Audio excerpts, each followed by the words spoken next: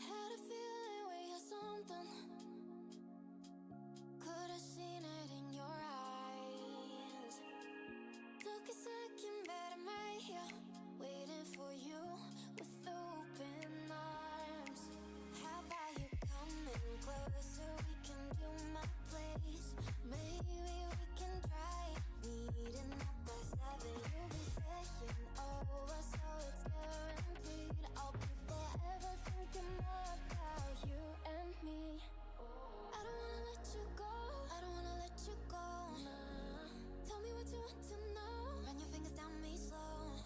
'Cause you're in my head. You are. 'Cause you're in my head. 'Cause you're in my what you think?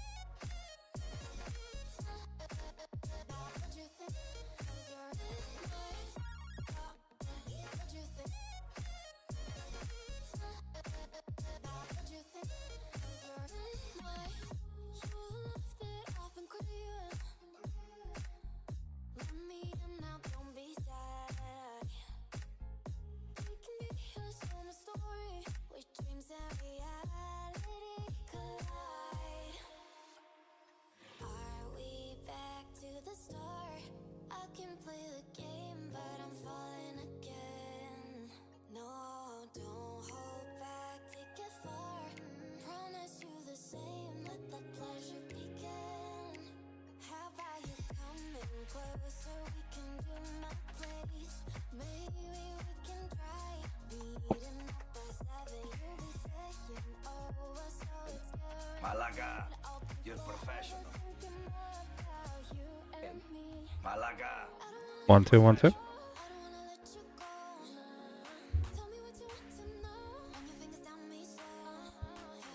1 2 1 2.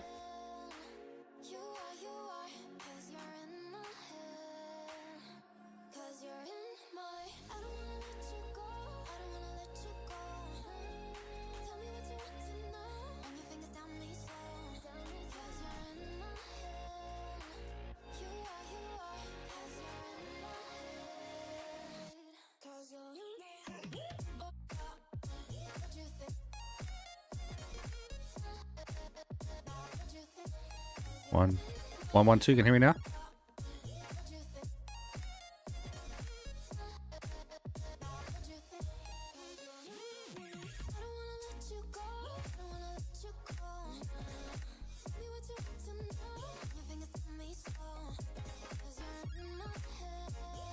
Good. Yeah, I think I had a little loose input there. Just had to mess around with it for a second. All right, so what I was saying is we have Sky Woodward versus Mel Taylor. Also got Scott Frost playing tonight, and we have Billy Thorpe playing at 7. I don't think Billy Thorpe's playing yet, though. I was at that table already. Just want to get some of these tables situated with, and then we'll be ready to rock.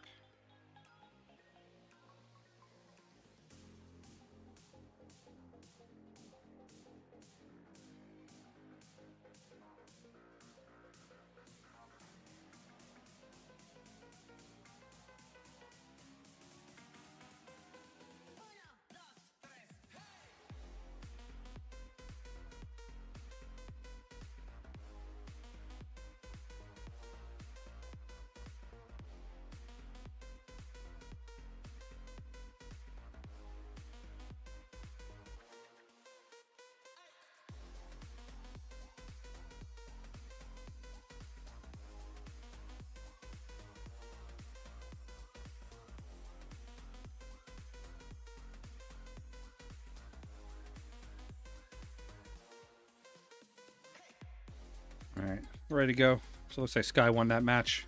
Or sorry, won that rack. We'll put him up 1-0.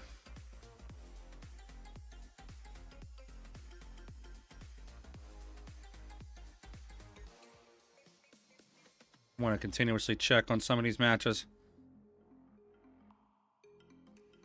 I know Federer's playing on table 19 also. Alright, now he's not playing on 19.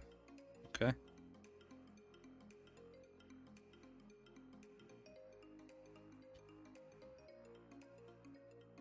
Yeah, Federer's playing on 19 as soon as that matchup's done. So we might catch the end of this and then catch Federer. There's Billy playing. Billy's playing on table 3, so we won't be able to stream that one. Scott Frost is playing on table 3. It's kind of weird. So we'll stay here with Skylar.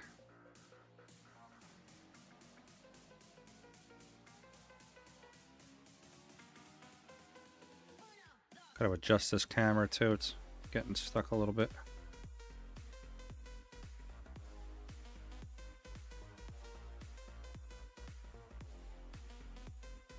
What's up, Marty? How's it going, pal?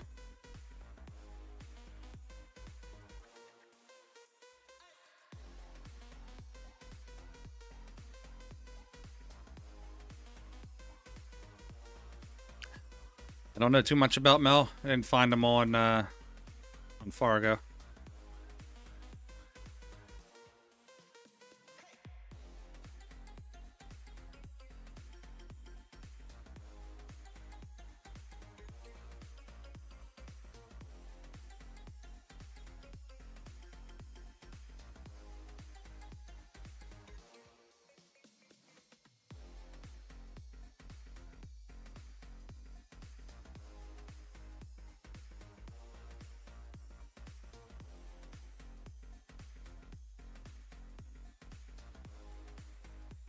Pro, there's a lot of how many balls is he spotting?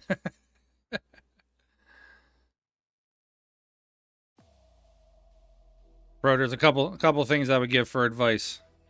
So that's 4. 1, 2, 3, 4, 5, 6. All right, so looks like Sky's got 3. If you're gonna do the restreaming like I do, and I'm not trying to toot my horn or anything like that, but this isn't cheap. You know, I got 18 grand in equipment between cameras that I have set up, computer, stream decks, audio input. My microphone is like $600 microphone. So you want to make sure that your equipment is top notch, because if you're just going to be a guy with a cell phone, you're not going to have a lot of people that are going to want to watch your streams. You know, you got to be innovative. Secondly, you're essentially doing it for free. I don't get paid to do this. I make a little bit of money off of YouTube. It's like $150 a month. It's nothing. But for me, the long-term value of doing it to build a brand is worth it for me. If your friend's a pool nerd or something like that, somebody that really wants to be in the mix, it's great. But if he's looking to make cash off of it, it's probably not going to happen.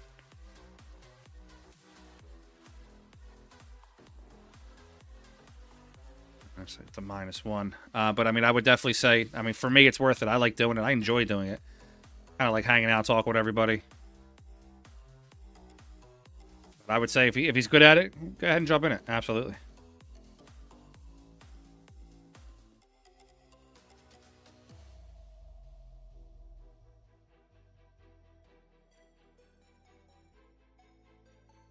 You got to grow your audience too, because if your audience is low, if you don't have a big audience,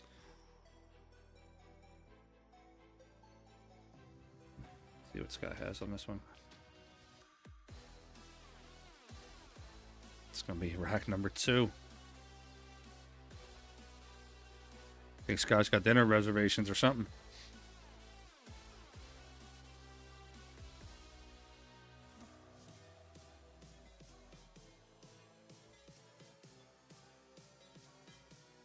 And you got to be a little thick-skinned. I got into it with somebody a little bit earlier. Probably shouldn't have answered back to him, but he's kind of pissing me off. Whatever.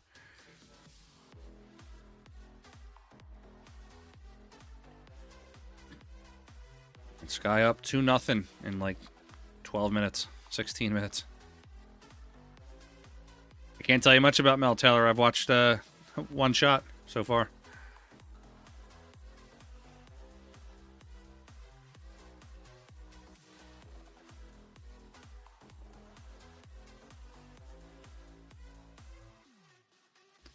Are you a Lions fan, Luke?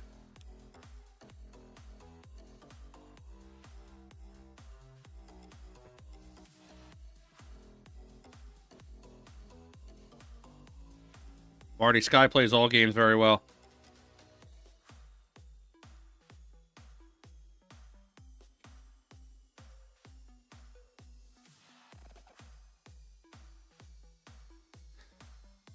Sky backwards banked this one.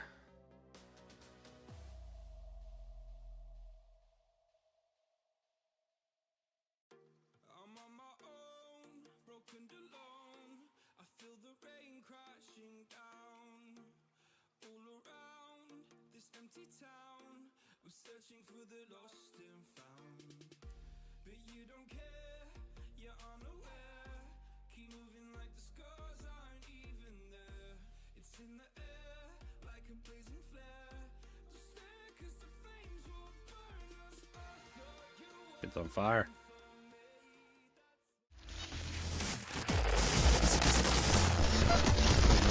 No one credits. Sorry about that.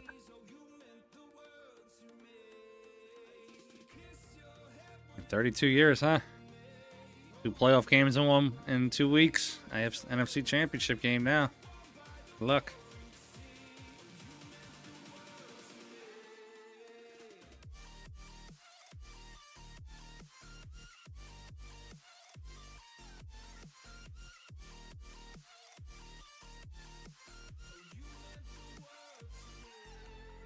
This guy's got a spot 1. He's got 2 on the ball count, 2 on the rack count.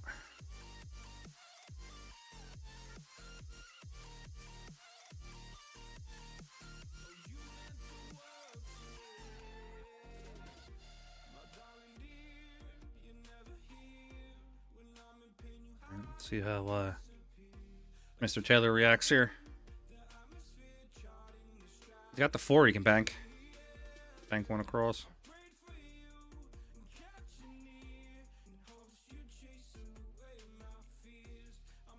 Mr. Taylor's on the board. He ain't going down.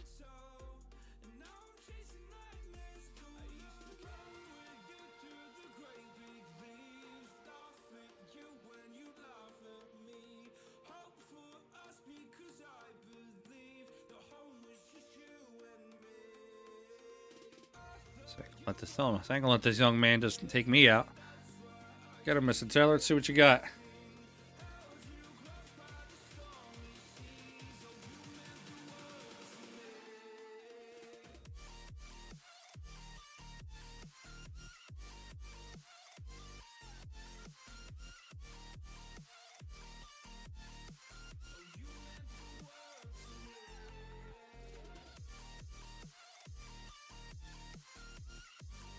Good try. All right, 2-2 on the ball count. 2-0 for Skyler. He's actually got a lane there for that 6 ball, I think.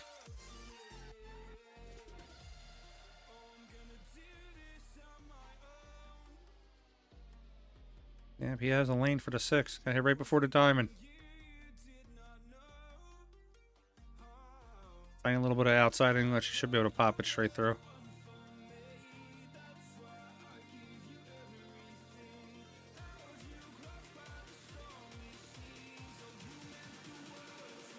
That's 3 for Sky. He needs 2 more.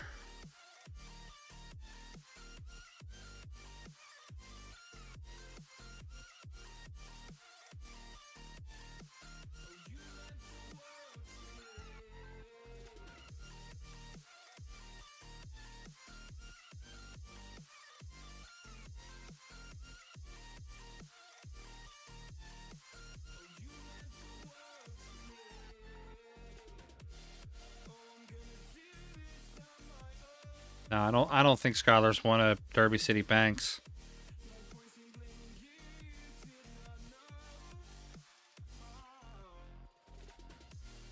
He's one of Derby City 9 ball. I know that, and I think he also got the overall one year, but I don't think he won a Banks.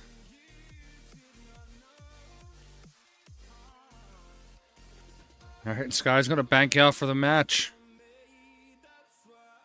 It was a race to 3 Android, but Skylar has completed that. So let's see what they got out there. Oscar Dominguez, table 16. Let's see if they're playing that one yet.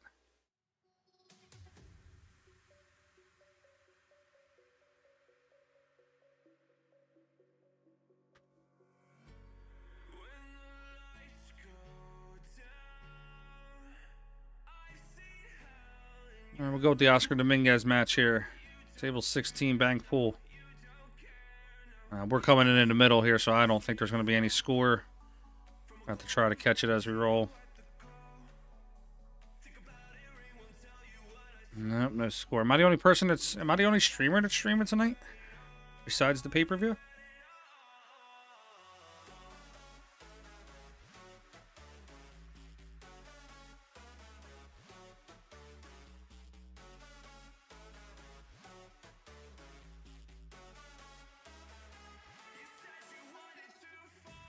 What's up, Jason? I'm the only one streaming tonight. Nice. I get all the traffic. Let's get some.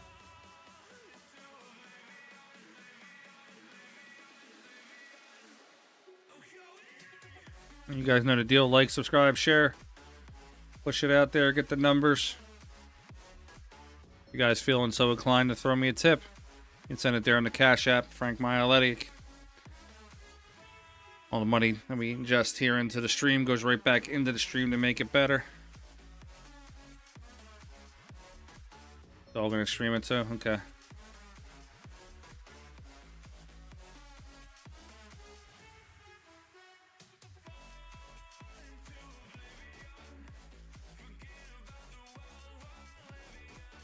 Oscar's going to spot that one up.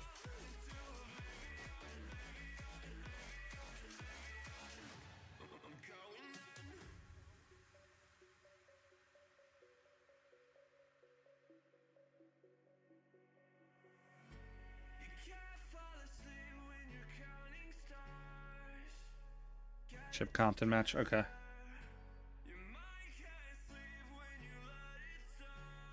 Jump back over to that main stream table there.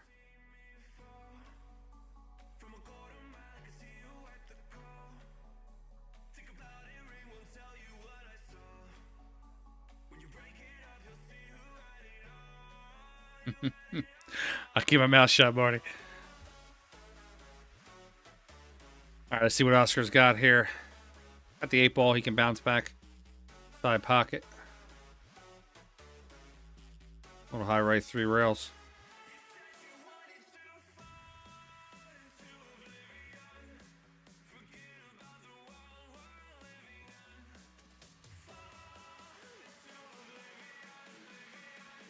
For Oscar to bank to 7.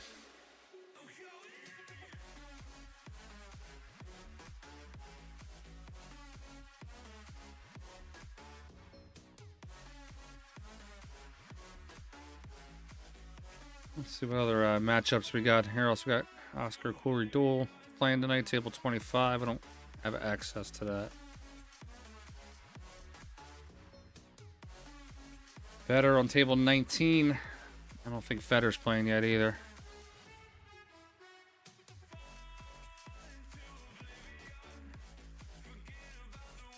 Hell of a shot by Oscar. It's going to scratch though. Just want to check table 19 1 second, guys, to see if Fetter's playing his matchup. I think that one's slightly behind. Not 100% sure. Yep, that one's still running behind. That's kind of good. Once his Oscar match finishes, if Fetter starts his match, I can just jump right in. Hey, Arlene. Yeah, sure, no problem. So this is bank pool. They call it bank 9s or 9-ball banks. What you have to do is you have to call the bank shot into a pocket. It has to go clean. It can't touch another ball. It can't kiss off of a ball. No combos. No kick shots. Jacob, that's the second time today you told that joke. Arlene, and then if the ball goes into a pocket that you're not shooting at, then that ball spots. If you make the ball that you're shooting at and cause a foul, meaning if you bank the 8 in the side and then your cue ball scratches the ball that you made, and the ball that you made comes back up, and then another ball comes up as a penalty. Gerard, I am a big deal across the world. That's why I'm able to stream. Nah, I'm just messing with you, bud. So I am part of what's called the Syndicate. It's a digital pool. It's a group of streamers. We have express written consent from Digital Pool that we can stream the Derby. So Federer himself could not stream his match, but the people like me, Windows Open, we're able to stream these matches to you because we're actually paying a fee to stream the matches. So I pay Digital Pool to have the rights to be able to stream the match. I'm gonna straighten this table out a little bit, a little off.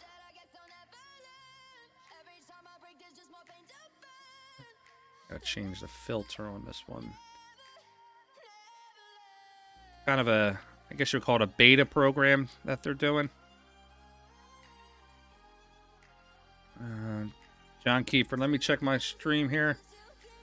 So my stream health is showing that I'm 100% healthy, and I'm streaming at 1080p. On the settings on your computer or phone there, check to see if it's on automatic. If you check in and it checks off as automatic, it should adjust depending on your internet speed.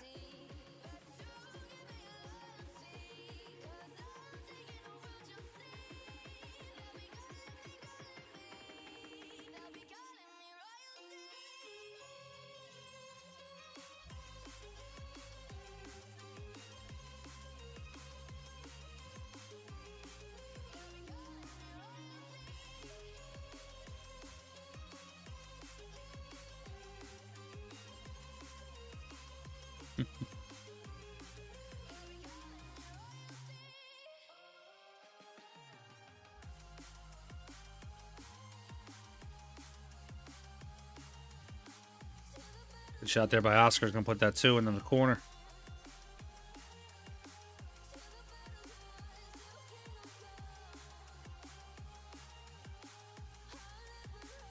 Joe Strassner, there's really no way you can essentially. There's really no way to rack doctor the balls. If you make the balls, they all spot anyway off the break once your turn at the table's over. I don't think I've seen a single break and run yet this weekend from any bank pool player.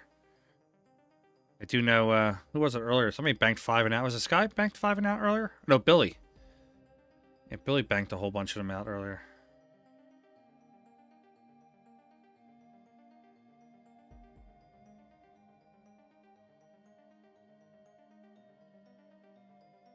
I actually don't know the gentleman that he's playing. I gotta pull this match up real quick.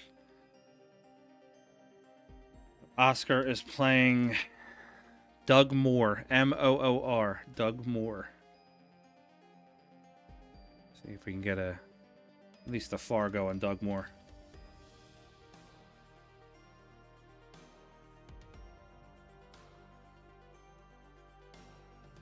According to Fargo, Doug Moore. It's from Bryan, Ohio. 504 robustness, 656 Fargo.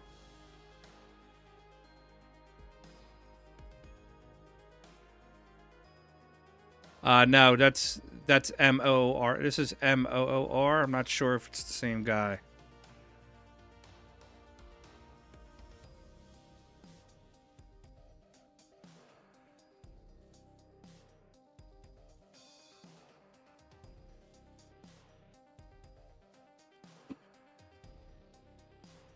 I'll be streaming tomorrow also. I probably won't be streaming until the mid-afternoon. Pool doesn't pay the bills yet, so I gotta go to the regular job first. Alright, that 3 ball does not count as a point. That's gonna come up after Doug's turn at the table.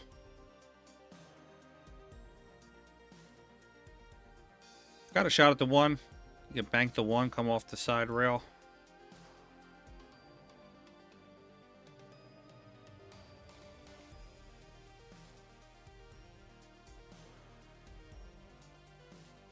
Little excuse me, a little defensive on that one. They're going to spot a ball.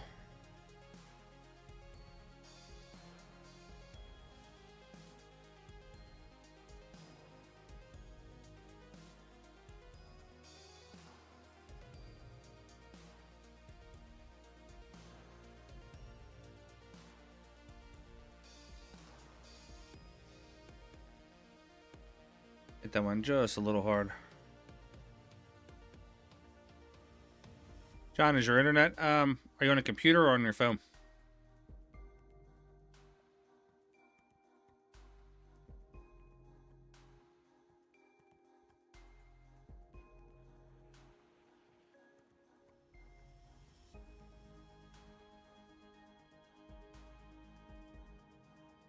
See if Doug's can play this one on Xbox. I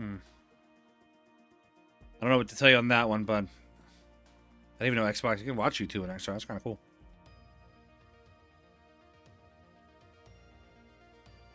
Are you hardwired or Wi-Fi?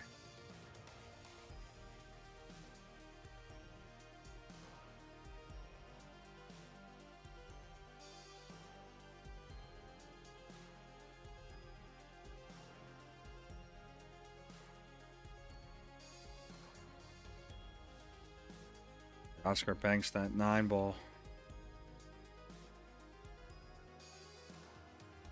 It may be the feed from the cameras. These cameras aren't mine. I'm in Philadelphia. These cameras are in Indiana. So it might just be the feed that you're getting from the camera. It's a 1080. It's 1080 on the picture, but it's not a... I'm broadcasting at 1080. I'm thinking the cameras are probably coming into me a 720 speed.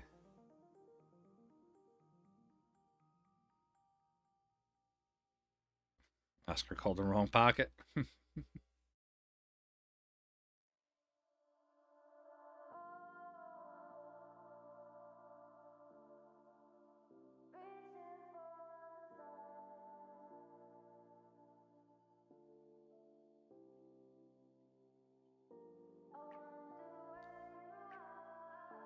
I'll call the 4-railer on the 5. It's not going to go. He's going to hit the stack. No problem, Jonathan. Anytime, pal. He's going to hit the stack on that one.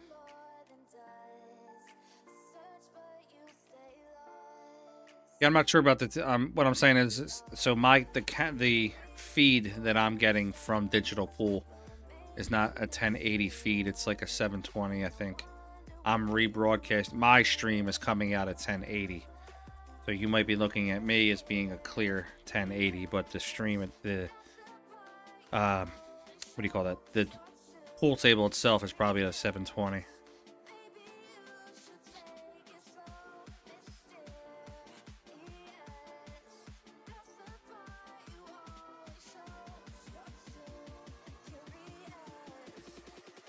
Why can't you play anymore?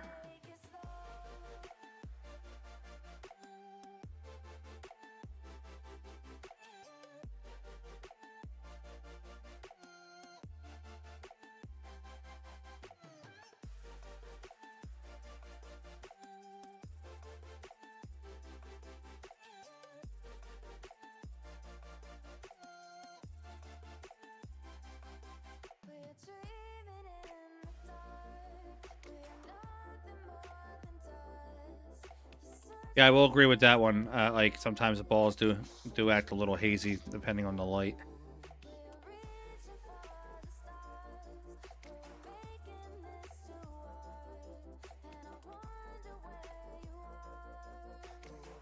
I understand, John. Sorry to hear that.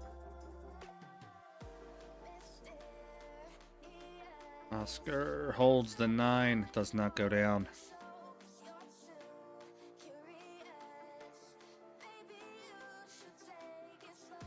Just want to check on table 19 for just a second. We'll come right back to this.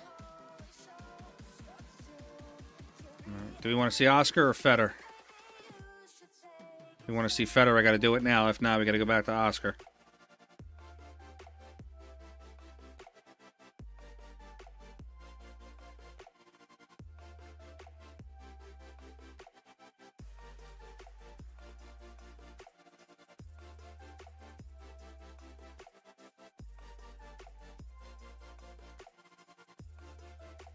Stay with Feder. Gonna have to change this real quick. Yeah, I'm kind of inclined to agree with watch Feder for a little bit. Let's see if he's as fast as Sky. We're gonna center out this camera. Change the filter up a little bit. Looks like we're unanimous here with Feder.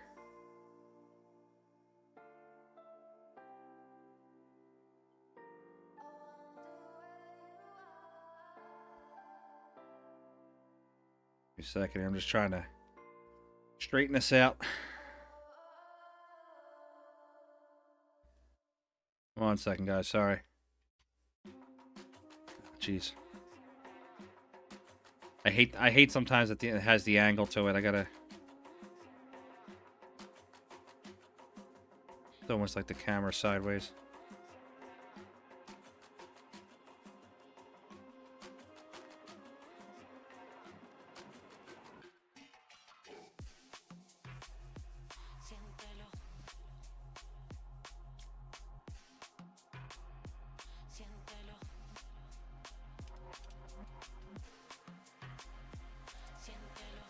And no problem, Harold. As long as you're having a good time, that's all. That's all I'm worried about. I'm not worried about cash.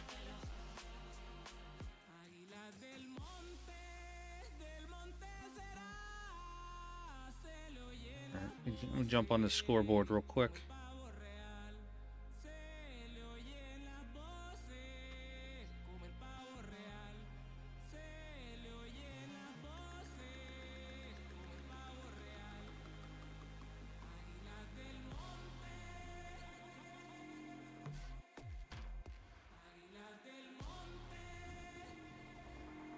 Better Gorst from Indiana.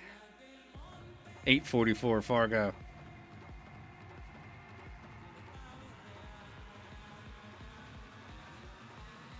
Just Feder playing.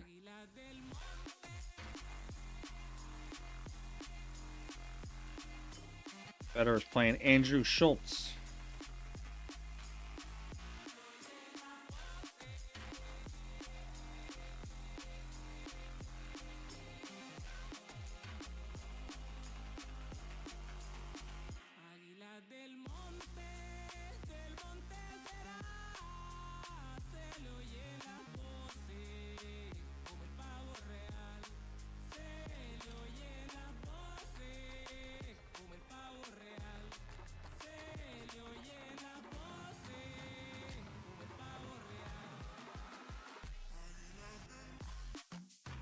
It doesn't tell me the city. I think he's... forget where he's actually staying in Indiana. He told me one time, but...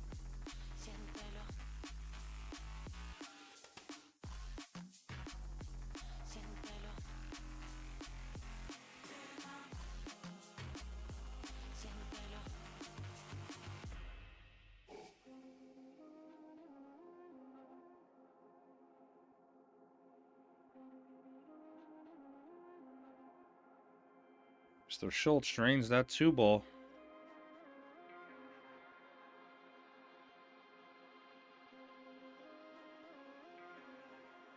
Guys, I'm not sure why this scoreboard kind of looks the way it does.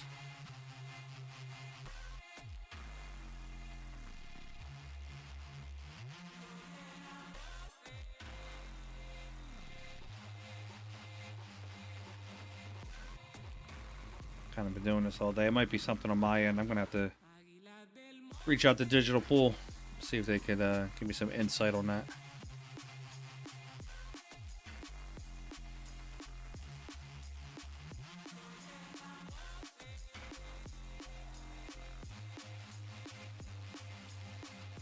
Oh, and it falls down.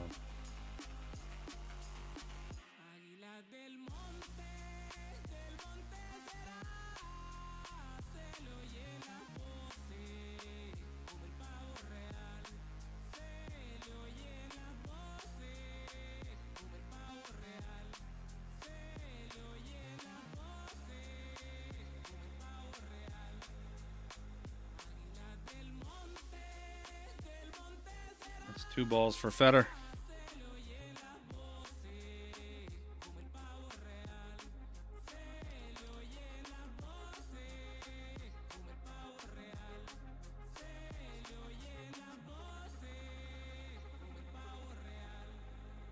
There, we got that boat rocking there.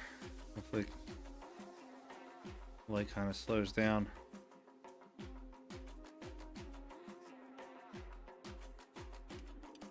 Look like buckets right now for Feder.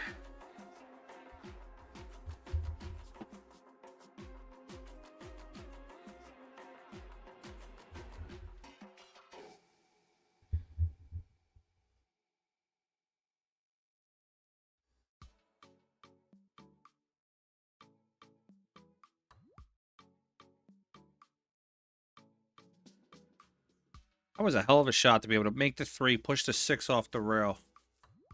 He opened himself up for the 4. He might even bank the 6.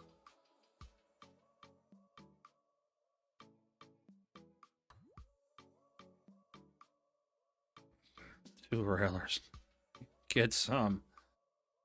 Feder's up 1-0. Very quickly. Yeah, Harold, definitely give it a try. Kamui Athlete.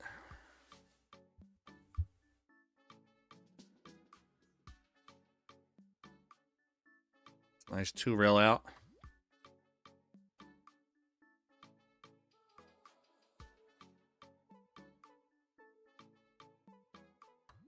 Oh, froze up a second there.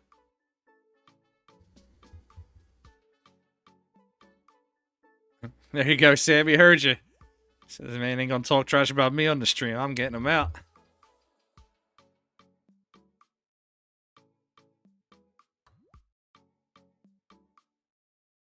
Just not liking the way that table's sitting. Let me just adjust it just a little bit.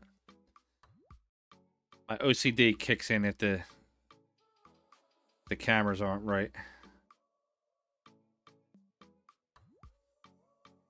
Jesus God. Broke every ball to a pocket. That would be a sick 9-ball break.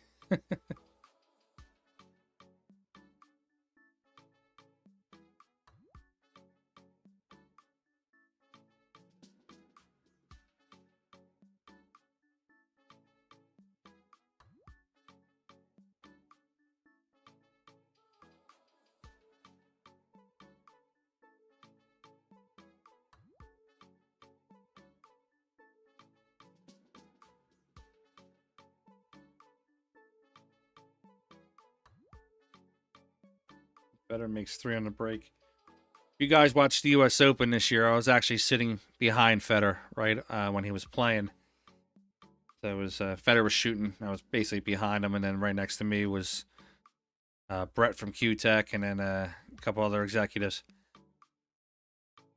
And at one point, he banked the shot, and he looked back at me and winked.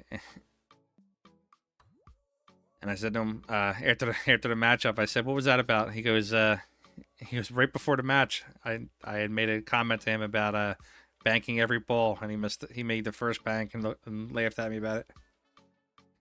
Dan B, you cannot bank a combo. Every ball has to be clean. Every ball has to go into the pocket without touching any other balls. You have to call the rails. You can long rail and just touch the side rail on the way in. Sort of like Andrew's shot right now. So if he touches that rail, it's still a good shot. You straighten that one out real nice, though. Tied up 1-1.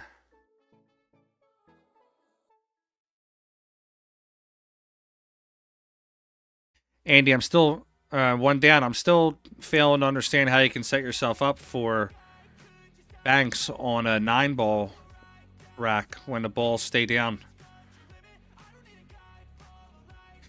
I mean, that seems like some really, really next level stuff there. I don't see how it sets you up. 1, 2.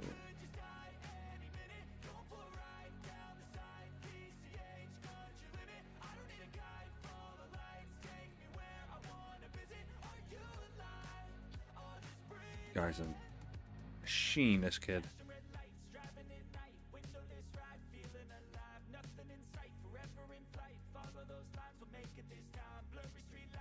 it's not going to have enough move.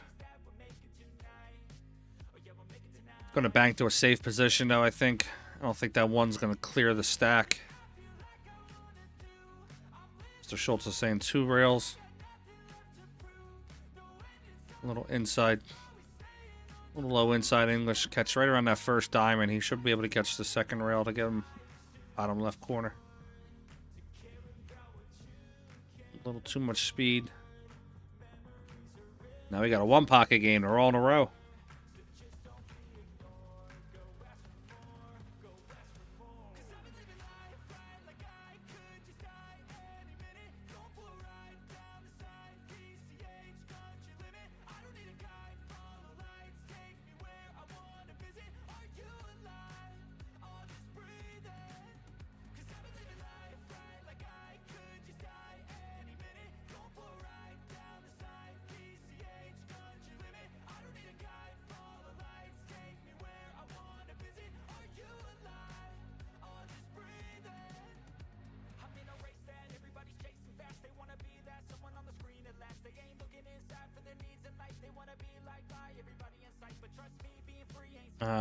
SCS, what particular Billy? I didn't see Billy Thorpe, or I don't think I had Billy Thorpe versus Christina on my stream. I think they're on one of the tables that I could not stream the matchup. I had Billy on earlier for 1 pocket, and I had Christina on, I believe, for bank pool.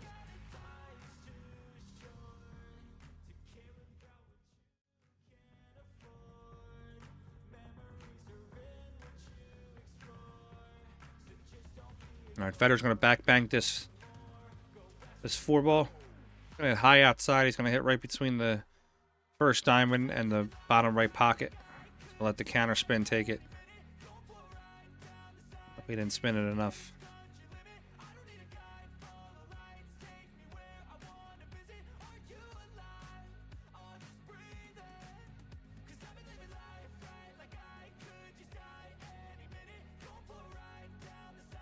There's a question for you 1 pocket players and bankers.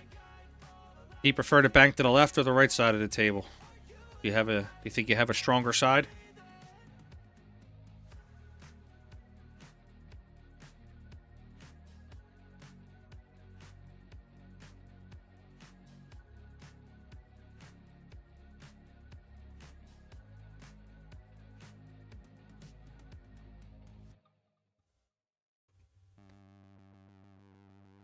Your strong side's the left. Yeah, I'm a right side banker. I bank everything to the right.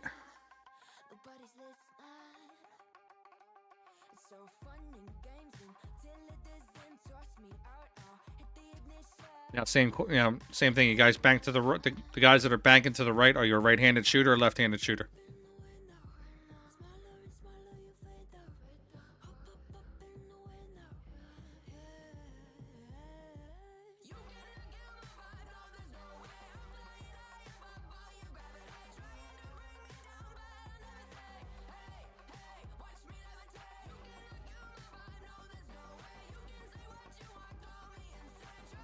That's actually where I was going with it, Luke. Depending on I've been noticing players I talk to about banking. I've been noticing that right eye dominant players bank to the right, and a lot of times the left eye dominant player prefers to bank to the left. Yep, and they're like same thing, left eye dominant. I'd wonder what that correlation is between players that are right-handed and bank to the right, right-handed right eye dominant, and then left-handed left eye dominant.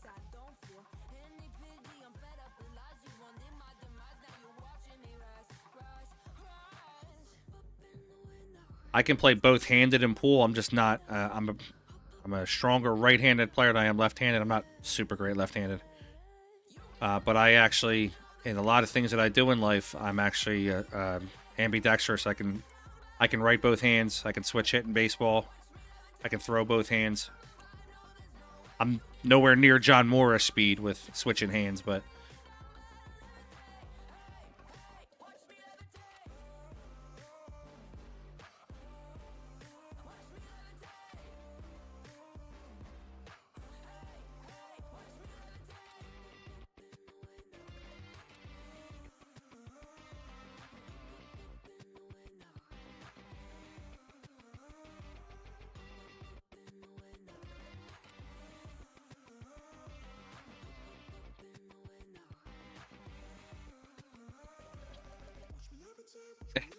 John Kiefer, is that the same David Carver that played Alan Hopkins a couple years ago?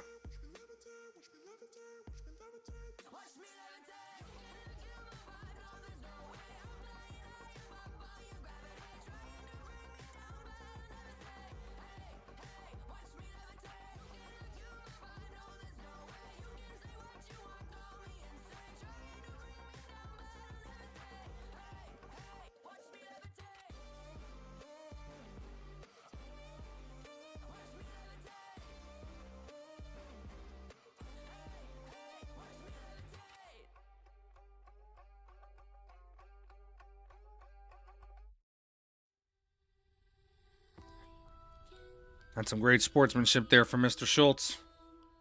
He fouled. Federer didn't see it, but he called the foul anyway.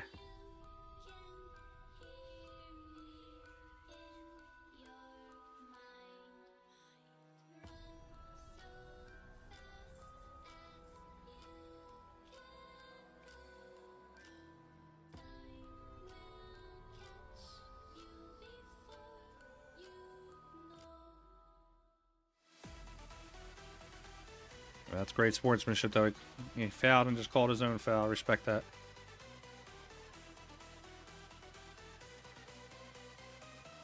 Hey, John Kiefer, I think we're possibly talking about the same guy. I think he's also played, if I'm not mistaken, I think he's also played and beaten Dennis Arcula.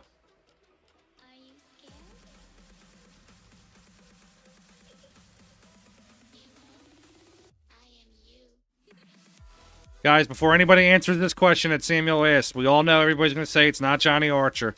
So let's not write that one down.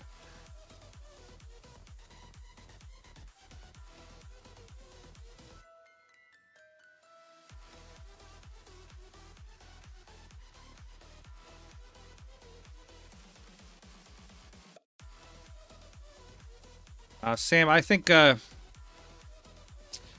I'd have to agree. Yap, very classy. Co,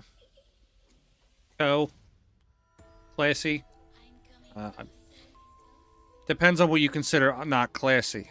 You know, like when there's so many people that bitch and moan when the guys win the Mosconi Cup, they jump on the table, they think it's not classy, yada. I really think, I'm sorry, I really think Albin Ocean is a very classy player. Eklund Kachi is another real classy player.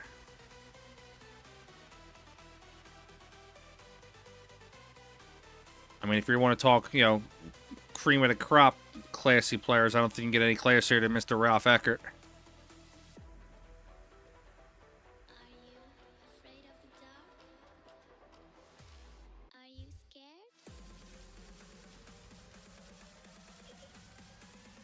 Sportsmanship, I don't think I've ever really seen any players kind of argue really too much.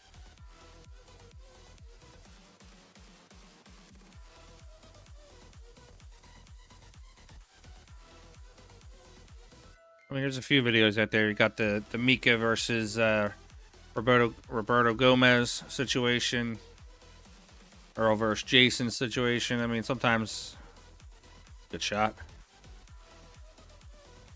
Sometimes players just lose their cool. Everybody loses their cool every now and then. It happens.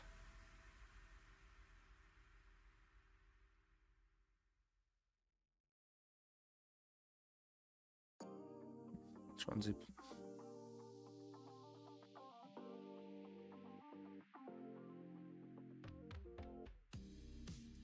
Yeah, I don't even know what ball he was going for there.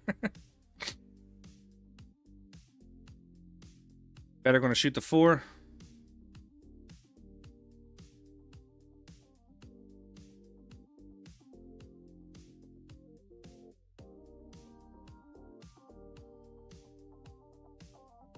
All right, Marty. So here's one. So you're saying that Efren Reyes is a classy person.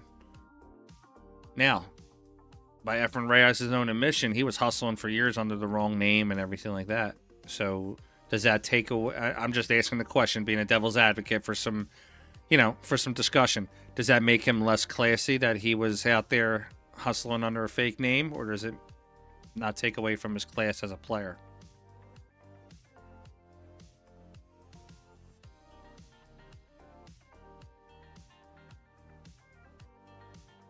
Get that wrong ball. That ball should have went to Federer.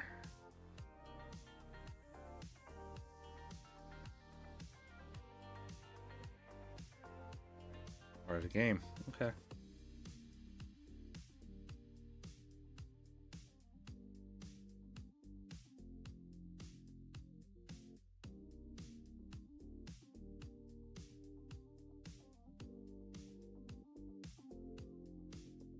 I agree, Marcelo. I was just asking the question just to see the devil's advocate portion of it.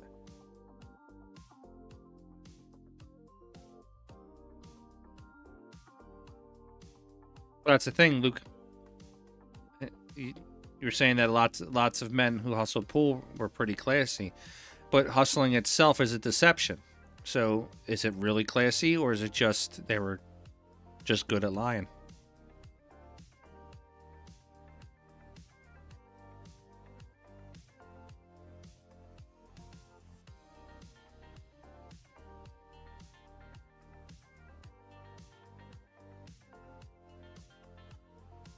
Nice little jack-up shot there by Mr. Schultz. I think Federer's going to bank the 6.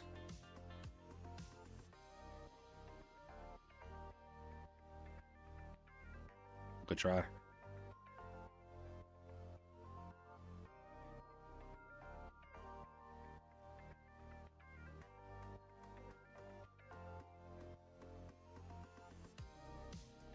And guys, don't get me wrong, I love to hear the old war stories of hustling. So I'm not hating. I'm just, as a moderator of the chat, I'm just, throwing some different questions out there just to see where we're at with it. All right, so Federer's going to take that down. He's going to take a 2-0 lead in this matchup.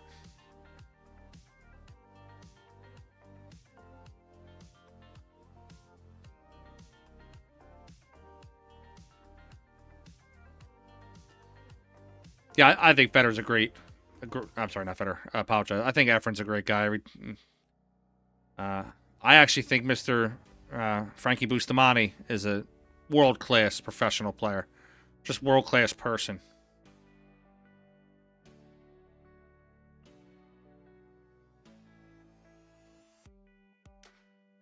Also, I'm kind of biased for Frankie Bustamante. I've known him for a long time. Every time I see him, he gives me a big hug. And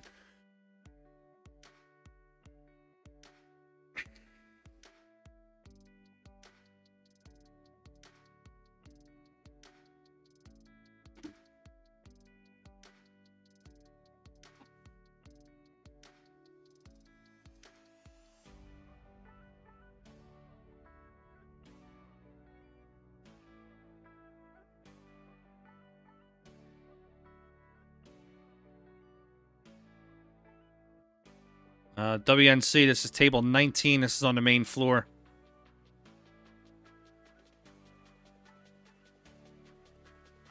Marcelo, no. Evan Lunda won that match. Federer used his buyback.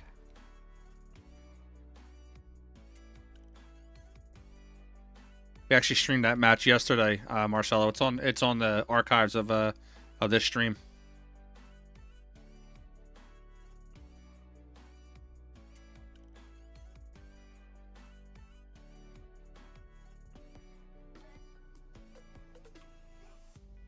All right, 4 ball goes, 6 ball goes, 1 ball goes.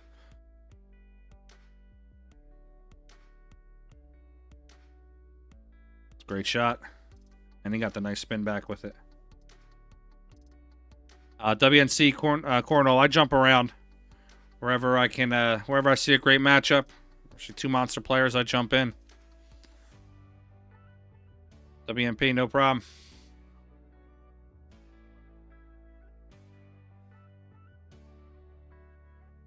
Federer puts one down also.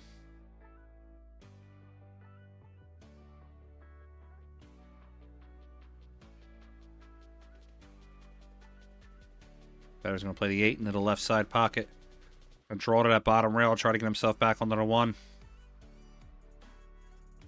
Just a little short. All right, so we got 1-1. And ball count, Federer up 2-0. We got 200 on the stream. Like, share, subscribe if we can. Ooh, Yeah, unfortunately, Matt, I can't stream table 34. I can only go from tables 4 to 19. Think of it like the old APA number, 4 to 19. John, I think there's more one pocket tonight. There is one pocket being played currently right now at the 7 o'clock round. There is some one pocket at the 9 o'clock round tonight also. These are the conclusions of some of the rounds for the bank pool. Let me see what we got for one pocket tonight.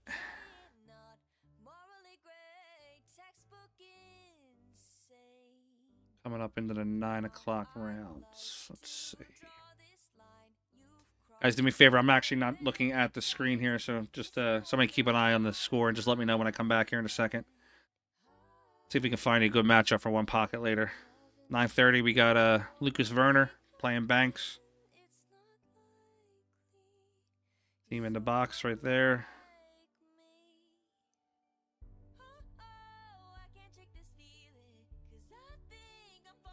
I do know they're going to play a bunch of the banks tonight to get, to get that bracket essentially down. I think they're behind in the one pocket too a little bit.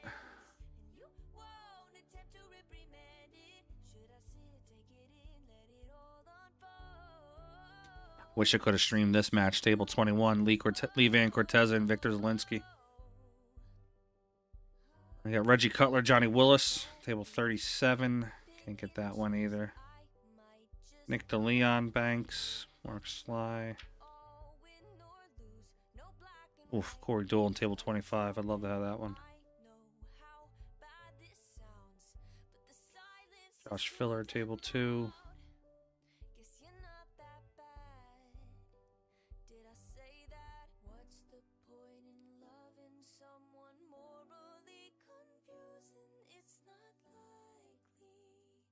After this, we'll jump over to table 11. I believe Scott Frost is playing one pocket over there.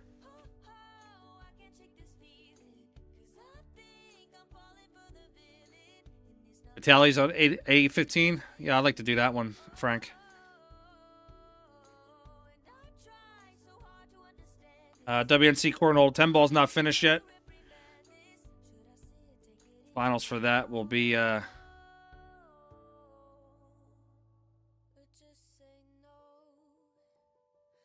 problem, Marty. Let me see. Let me see if I can get you an update on that Bigfoot 10 ball. I know they played some matches today. I know they're going to resume. I believe they're going to resume that tomorrow. Finals tomorrow night. Okay, so we got tomorrow at 2 p.m. It's going to be Feder versus Josh Filler. God, I wish I could stream that match. I would pay a premium to get that match. Currently, right now, you got Alex the Lion versus Conrad. That score's tied 5-5. And later on, 9:30, you got Lee Van Corteza versus Roberto Gomez.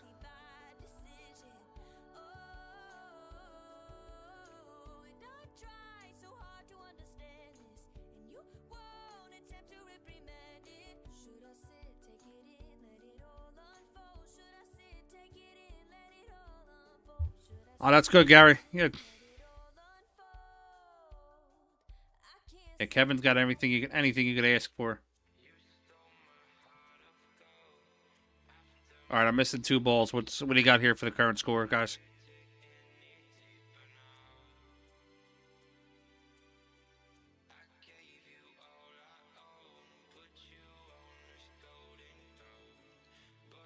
One and one. Thank you, guys.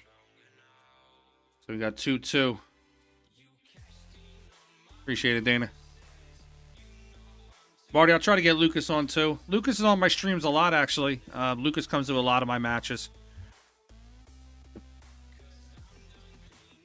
Check out my playlist there for the Pennsylvania State 10 Ball Championship. Lucas actually won that. I got a bunch of matches for him on there.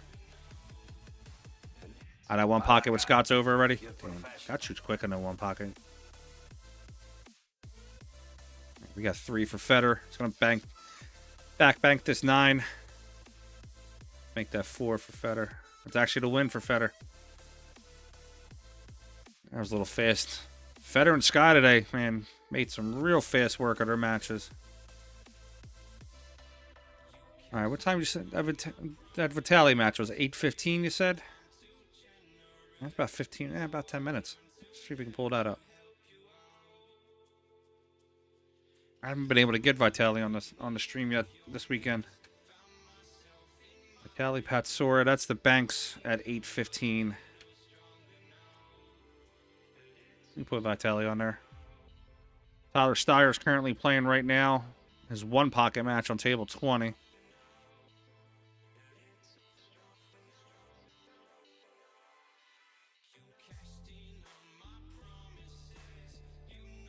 Yeah, let's jump over to table 15, see if we can. Love to be able to get the Vitali match up there. Marty, if I have any way to help out, I'd like to try to get Lucas into a ton of these matchroom events this year. There's 5 matchroom events that he can hit on the East Coast that would give him a good opportunity to possibly be considered for the Mosconi Cup. I know last year him and BJ Uzri had a really good chance of them getting onto the Mosconi Cup. Matt Drew at the 10 ball is the Bigfoot tournament. That's not on that list of tournaments. That's on the that's currently right now is on Digital Pool. That's one of the big attraction events. That's the pay-per-view event. I don't have access to push that match. Let's jump over table 15. But if you wanted the if you want the code there for an invitational match, I can give you a discount code for it.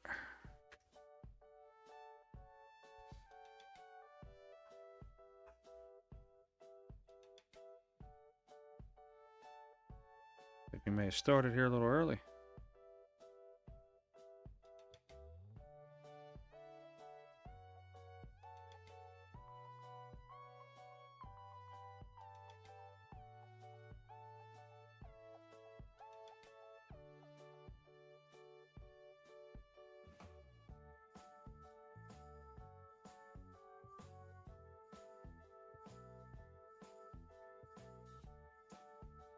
And I'll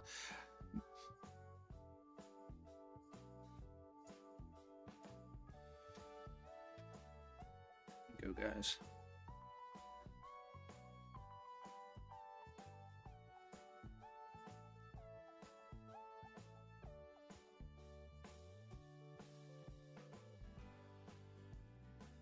Just checking on that table 11 real quick.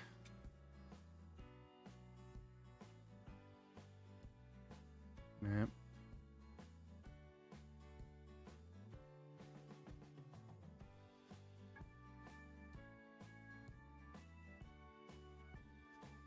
John, I'm not sure yet. I might stream till around maybe 10 o'clock, possibly. I get up around 4:30 in the morning for work, so I'd like to have about 8 hours of sleep this weekend if possible.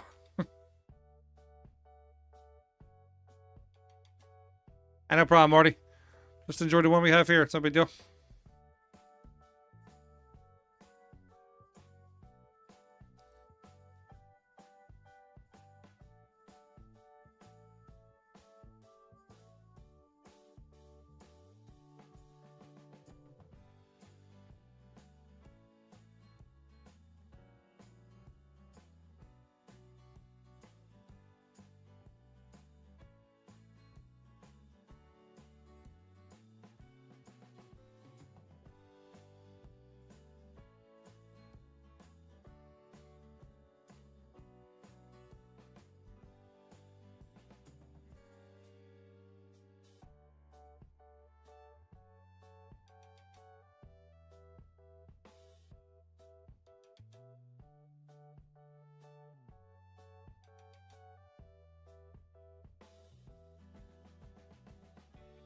Square that one up a little bit. Guys, I'd be remiss if I didn't tell you. I want to say thanks to Caesar Southern Indiana, Outsville Diamond Billiard Products, Iwan Simonis, Master Billiard Chalk, and AccuStats, all our banner sponsors The 25th annual Derby City Classic from Elizabeth, Indiana.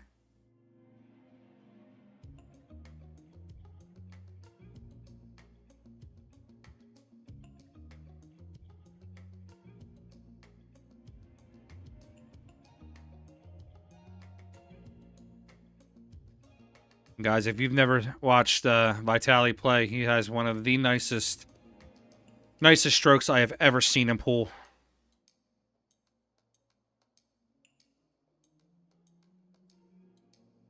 Wow.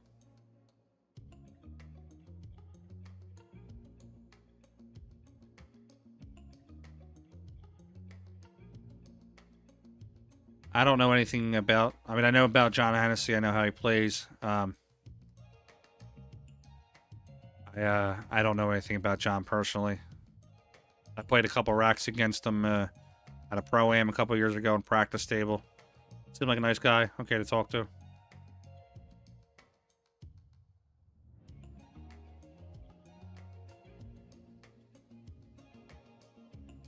Alright, this matchup here is Justin Stewart versus Vitali Patsura.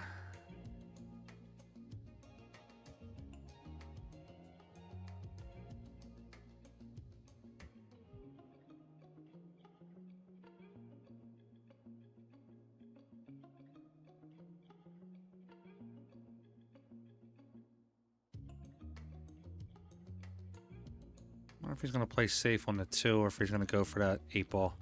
I think the 2 is going to crack the 8. Yeah.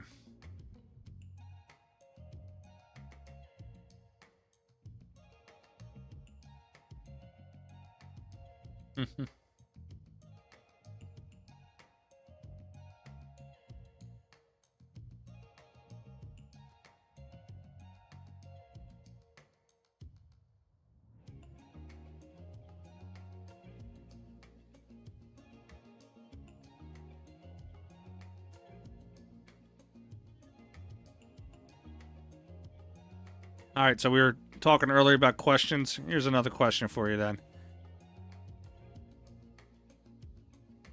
Players that use sharking and players that essentially fall for it, meaning, you know, players that would let sharking technique bother them. Is that a lack of mental toughness on the player? I mean, obviously we know sharking is kind of frowned upon in the game, but should the player that got sharked, should he have more mental toughness, or do you agree that there's no place for it whatsoever in the game?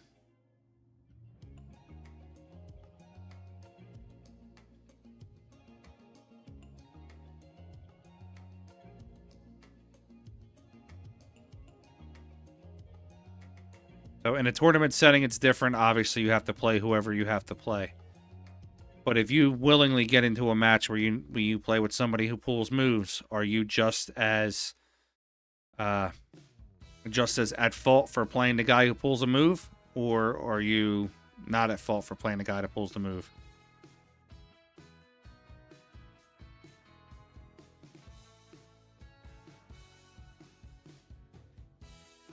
Good slow shot by Justin Stewart.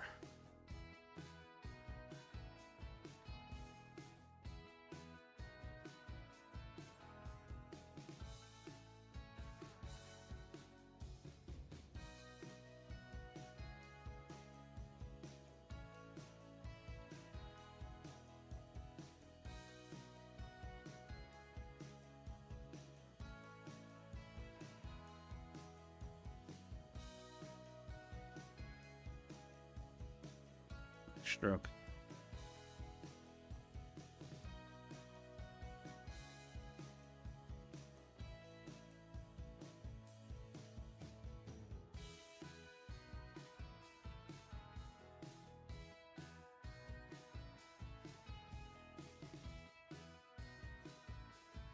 See, I think when it comes to the gambling portion of it, it is more of how you negotiate your game.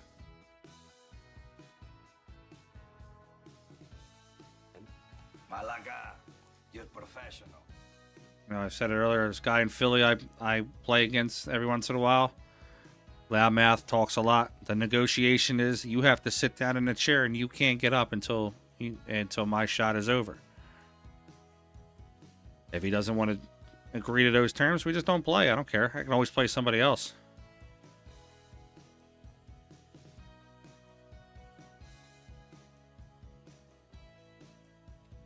Well, Halcyon, I definitely agree with you.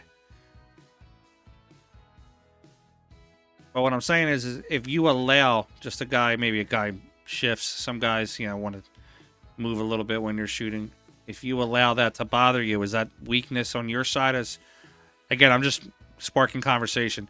Is that weakness on your side for allowing that to happen?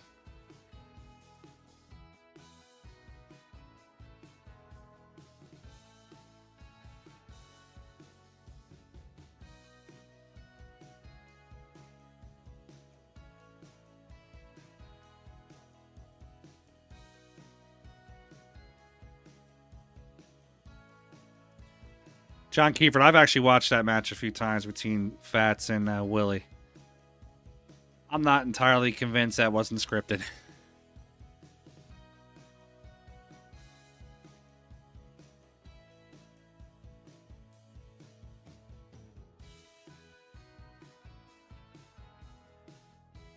Absolutely, Barry. Sometimes you're just going to have to deal with that player.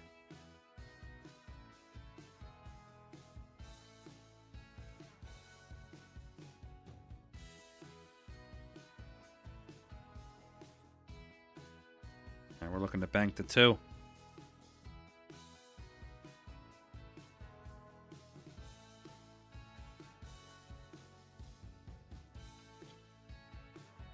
I'll tell you, one of the best shark moves I've ever seen. Double hill.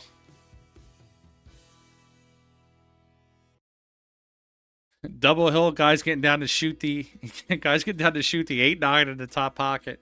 The guy that he's playing stands up, takes his glasses off, and puts them up in the light and cleans them right by the pocket where the guy's going to shoot the 8-ball. The guy stands up and says something smart ass to him, and then the guy misses the 8-ball.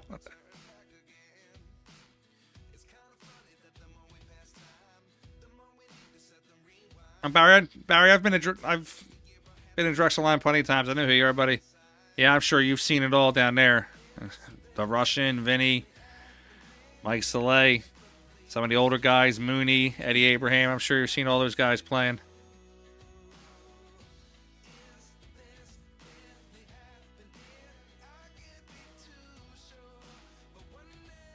Yeah, Russell. A lot of greats came through Drexel Line. One of the legendary pool halls of the U.S.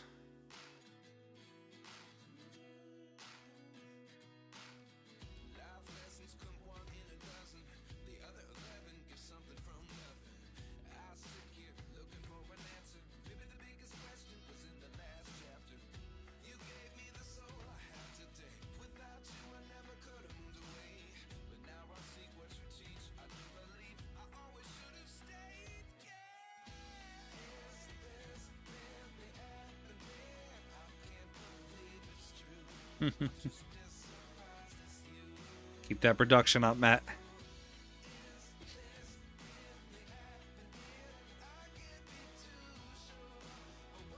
Vitali's got a chance to bank this 7. A little bit of high right. He's got to counter spin the cue ball, though. The cue ball has to be spinning first before it hits the 7. He doesn't want to slide the cue. He opts for the more conservative shot.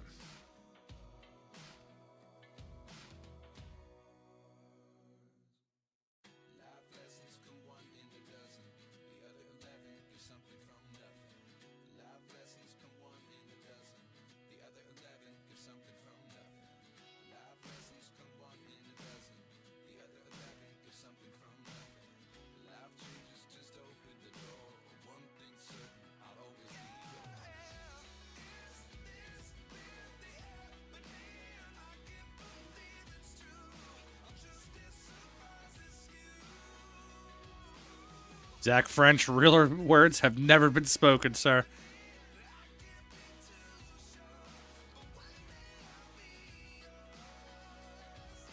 I've been to the Philippines. I've played pool over there. 100% right. You can't play with chickens on the table. Man, they're gambling over there. There's 60 people in the room screaming at you if they don't want you to win.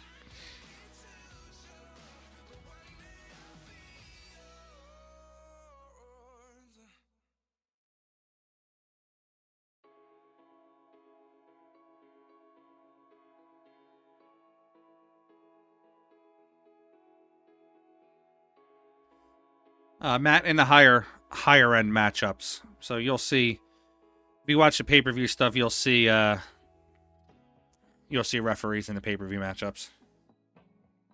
It's almost impossible. Like, they might have a couple floor referees here for like a zone, but you're not going to have a referee for every table. It's 50-something tables, 40-something tables. We need 40-something referees. Even the U.S. Open has them in quadrants. You have one ref to 4 to 6 tables.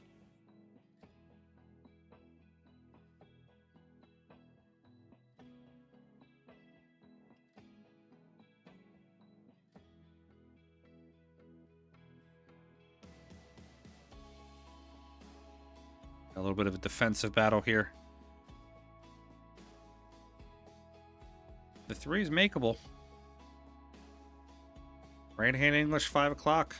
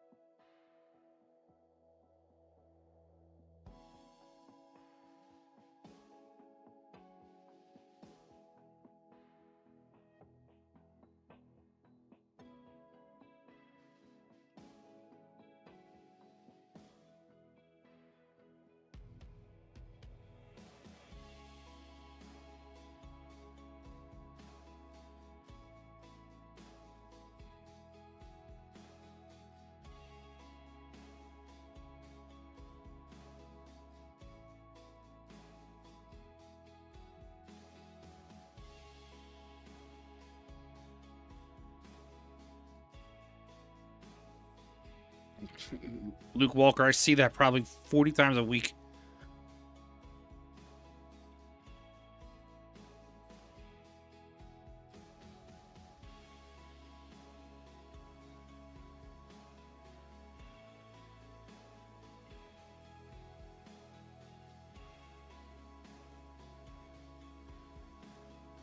I just stand up and walk over to my break queue and start grabbing my break queue.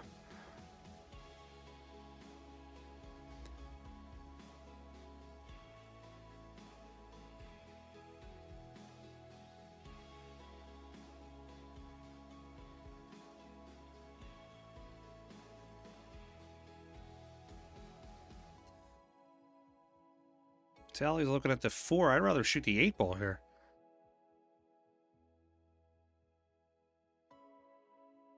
Or maybe quarter ball this 9 with a lot of inside English.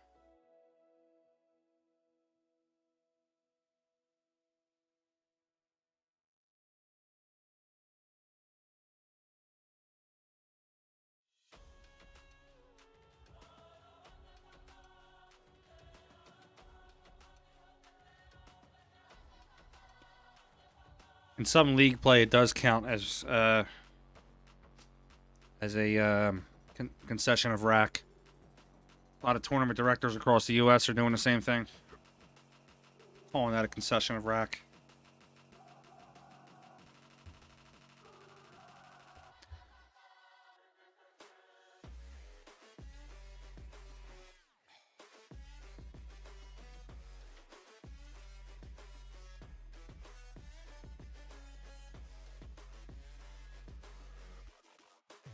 I actually have a rule implemented in my tournaments now. I had a guy used to get aggravated and push like 4 or 5 balls off the table and just start racking. And he would do it a lot on the stream too. I didn't like it.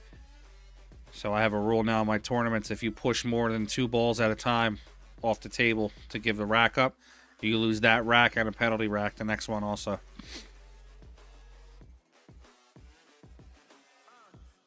Chris Kringle, I have been in a couple sharking tournaments. They are fun to play in because it's, you know, going in it's going to be a joke and you're just kind of playing around.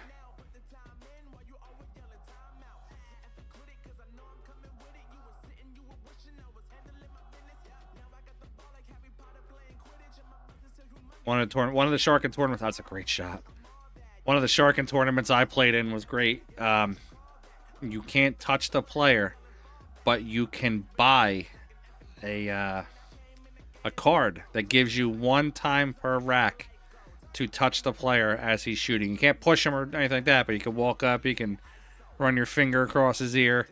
It was hysterical what some of these guys were doing.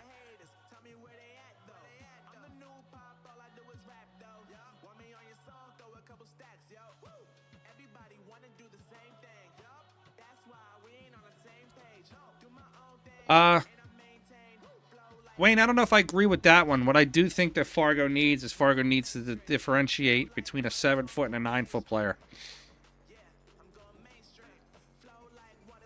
I am all day a 650, 660 Fargo 7-foot player.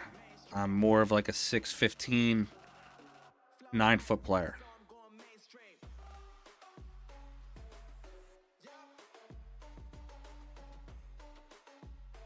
I actually don't play in a lot of Fargo events, so my Fargo is very low.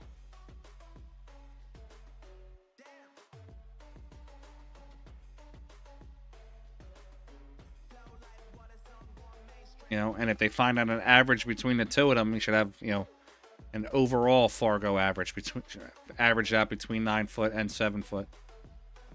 Just more information.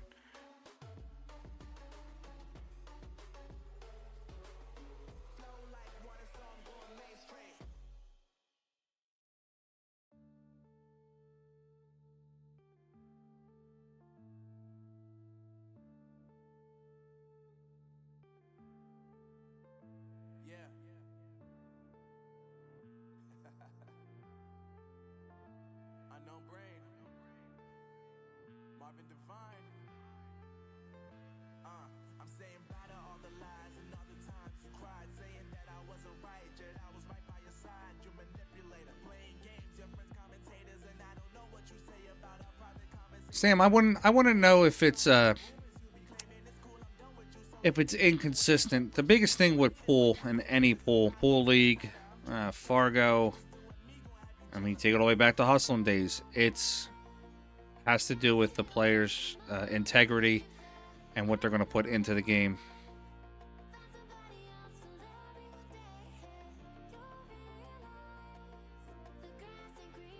Oh, that doesn't count. Kissed off the 3. Any ranking system in any sport across the world that relies on player input can be a flawed system.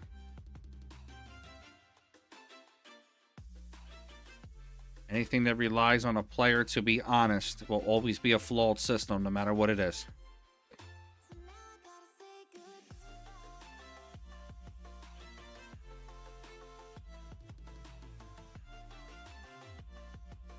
Matt, that's BCA, APA, TAP, VNEA, AP, USAPL. Every single pool league has sandbagging players.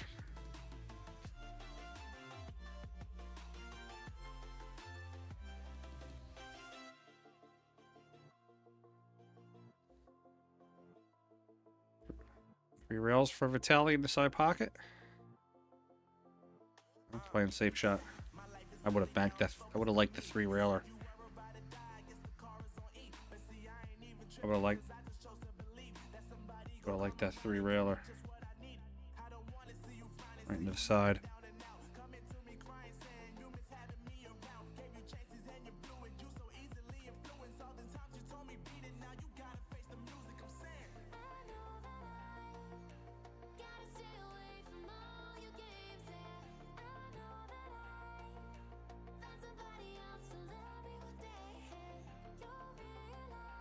Yeah, Don, we got back a little early. It's a fundraiser we had to go to. I came in, I wrote a check, I said hi, I left. So now I gotta say goodbye.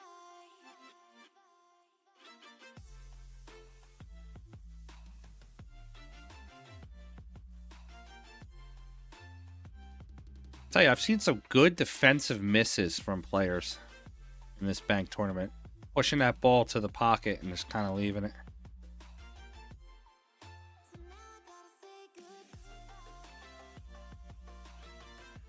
You got sandbagging and bowling, sandbagging and darts. It happens anywhere.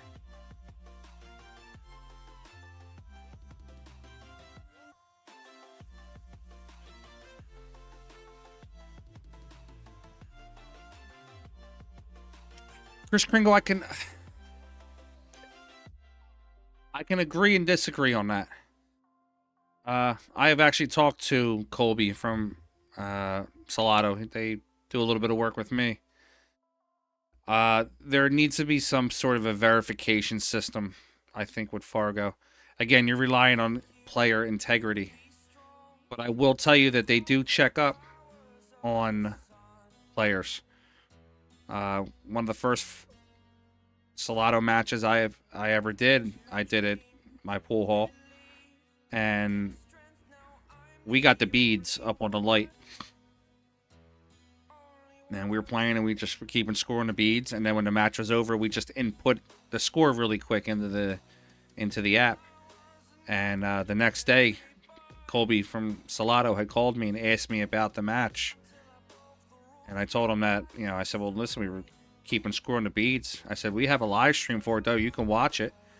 And they went back and watched the live stream and called me back and asked me 2 questions about the match to verify that it was correct. And, I liked that. I liked it about it. I thought it had integrity. But unfortunately, you hear stories about players playing Salado matches and knocking their Fargo down.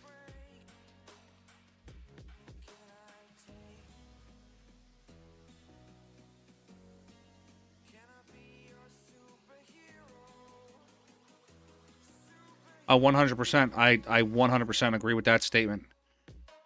I report to Fargo every single tournament.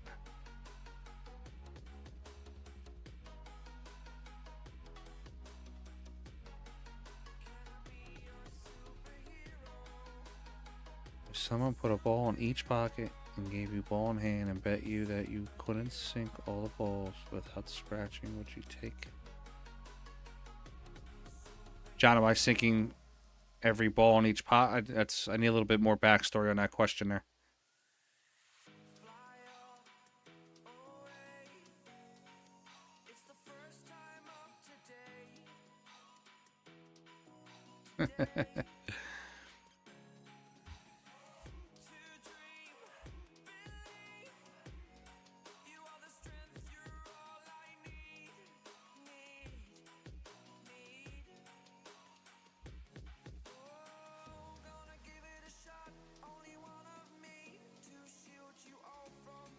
It sucks that I'm the only streamer that's streaming some of these matches tonight because we came into the middle of this match, so I don't have any updates on score or anything like that. I'd love to really realistically know the score of this match.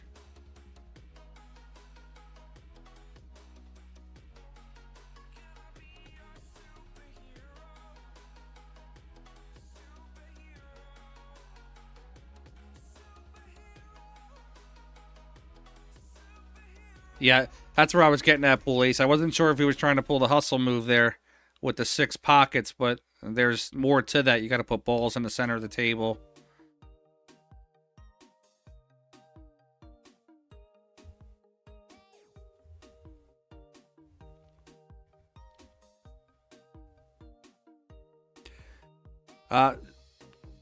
Zach, I believe Fargo does have a place in tournaments.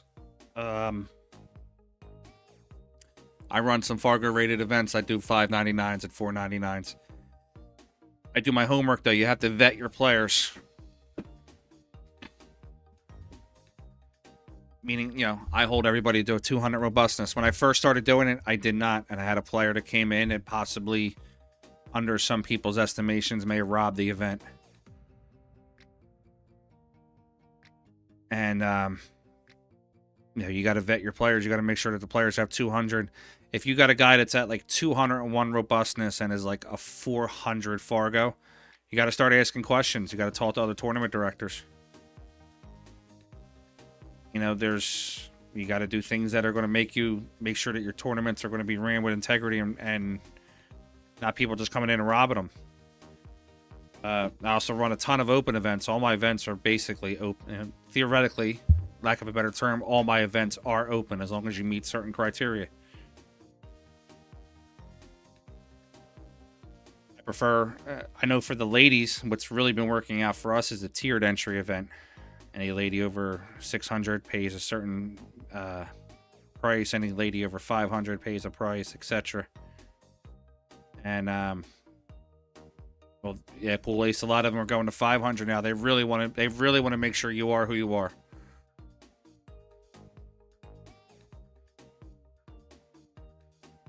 I like the tiered entry because it's still going to get people in. If it was up to me, every tournament would be even, and we'd put it all up on the light and catch it all at the end. But unfortunately, there's a lot of pool players that they want the easy route. They don't want to take the hard route of playing hard players, playing hard tournaments. That's a hell of a shot there on that ball. Before I became a good player, I probably donated $3,000 a year in entry fees into tournaments. Not just entry fees. That's not even including Calcutta. Because I wanted to play better. I wanted to get better. I wasn't going to let somebody offer me 10-6 in one pocket. That was like telling me they slept with my mother. It was an insult. There was no way we were going to do that. We're playing even. I don't care, sir. You're going to beat my ass. That's fine. Take my money, but you're not going to insult me in front of the entire room by offering me weight.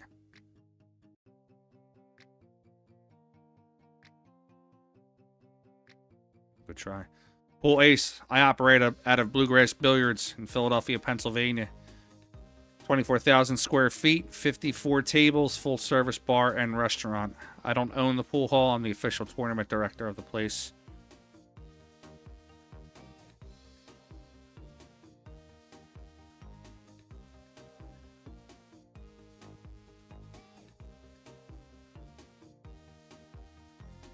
WMP, I sort of agree and sort of don't agree. You have to build your area up a little bit. Inside Philadelphia, even though Philadelphia is a huge city, 2 million people, there is not a ton of Fargo players. There's a ton of league players, ton of APA players, things like that. The Fargo system really just got introduced to a lot of those league players within the last year. I've been bringing it to Philly. Excuse me. The outskirts of Philly have a ton of Fargo, and we're only an hour and a half away from the DMV area, Delaware, Maryland, Virginia area, where there's just Fargo everywhere. Unfortunately, if you want to have Fargo in the area, you got to be a little relaxed. Like in my area right now, we got to have it at 200. And once we start seeing players that are 400, 800, 1500, and that's when you got to maybe start upping the robustness a little bit.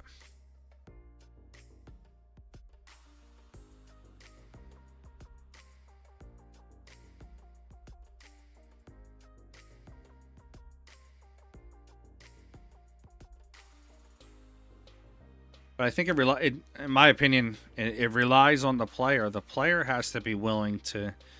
There's a lot of players now that are not willing to play the hard match. They're not willing to play. See where they're at. Take that shot, man.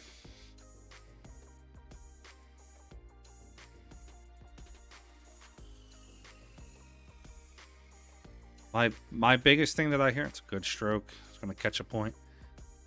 The biggest thing I hear from players all the time is, oh, I don't want to play in the open event. I don't want to go 2 and out. Well, how do you know you're going to go 2 and out?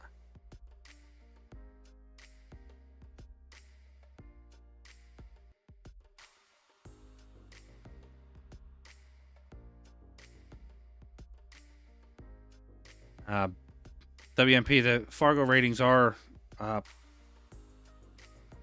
public. They don't update on the spot. I do believe they should update on the spot, but even then, you're only going to go up a few points.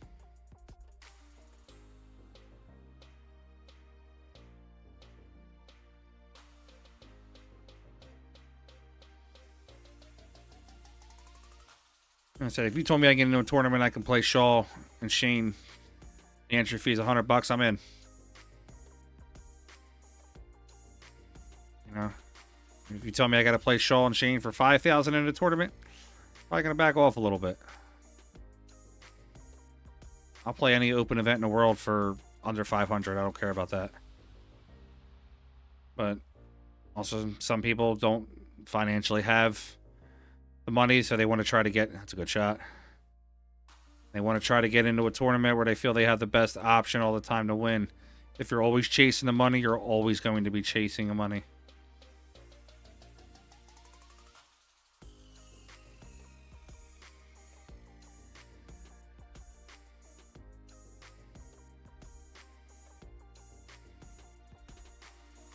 Oh, that one.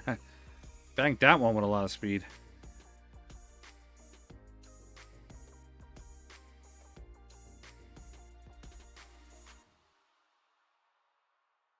I do believe that a capped tournament, a Fargo capped tournament, has a place in the world if it's ran properly. I don't believe a handicapped. I'm not a fan of a handicapped tournament. I know they sound the same.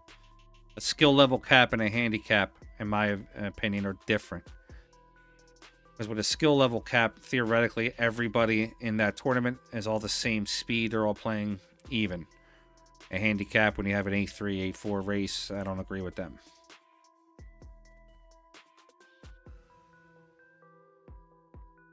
I look at the way that in my mind works, the way that the Fargo system works is 499s and below are minor leagues.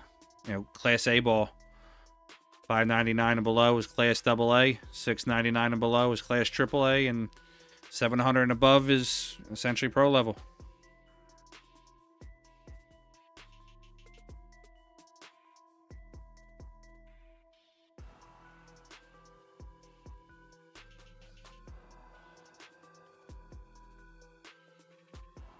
No, I don't believe so. I believe if they get to that portion of where they get out of that 499, now they're in the 500 range. Now they play on the mid-level tier.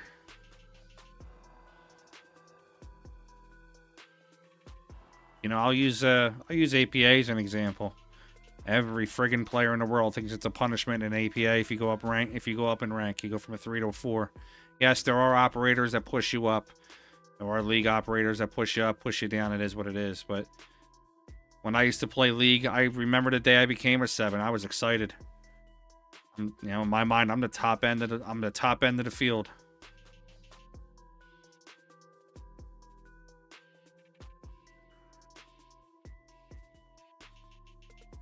You got to aspire to be better. If you're always going to aspire to be mediocre, you'll always be mediocre.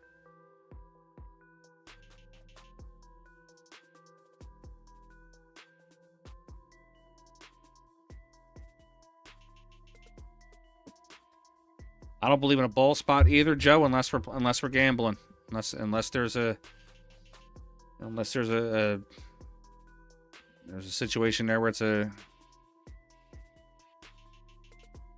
you know,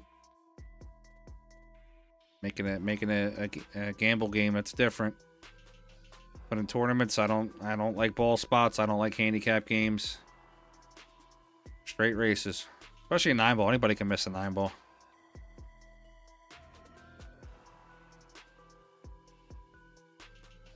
Chris Kringle, is it the hustle or is it the business model? Remember, APA is a business first. Could be one of the two ways.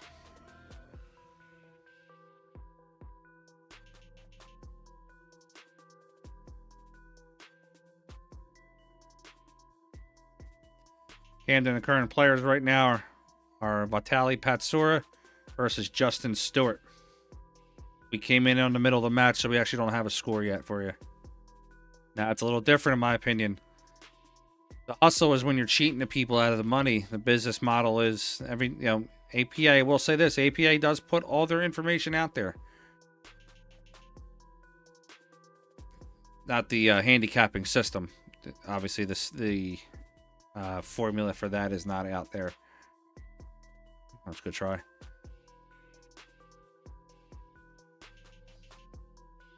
But I mean, realistically, if you're choosing to play APA, you know, everybody thinks that you're gonna play APA and become a millionaire. You're not gonna make money playing APA.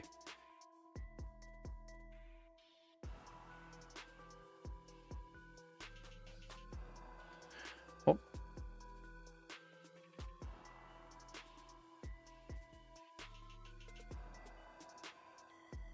Chris Kringle, what do you? I'm just playing devil's advocate. I'm not arguing with you or anything like that. But what are you saying is the cheat portion of it?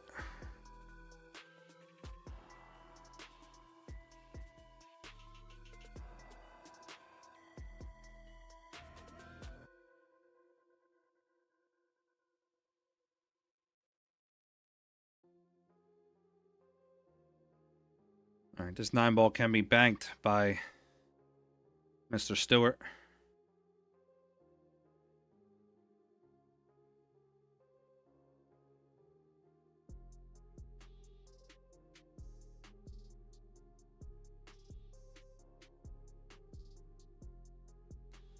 %100% correct, Joe. And I bet you there's probably only about 25 to 35% of APA players that actually know that. I helped run an APA franchise. I helped a good friend of mine ran one for many years. And there was a lot of people who don't understand the filling of the score sheets properly.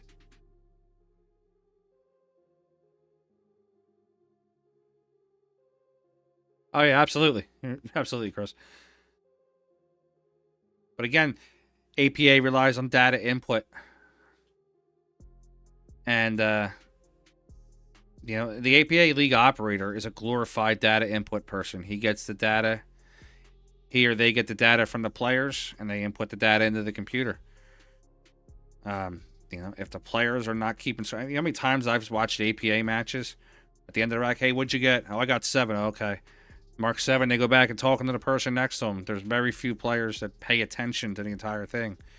And then they argue about whether or not it was a defensive shot. So what? If I thought it was a defensive shot and you thought it was a straight shot, that's fine. Mark it down. Let the league operator figure it out. That's what he's paid the bucks for.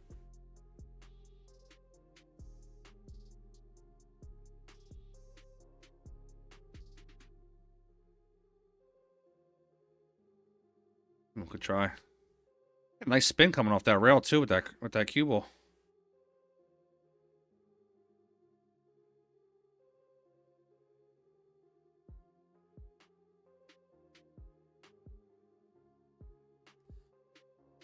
Vitality's got a chance at the 2-ball. He can bank it backwards.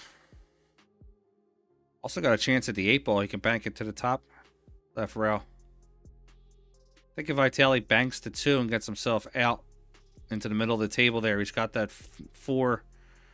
4-5-1. He can do some damage here.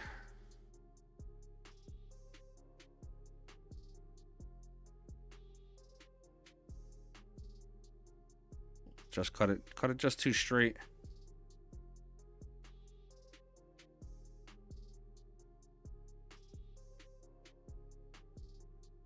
Yeah, that's how I look at it too, Chris.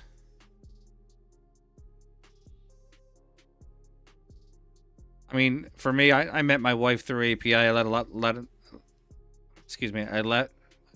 lot of my friends through APA. Kind of spit that out. But for me, APA's run its course. You know, it's a fun league for me, but I want something more. And it's a fun night out.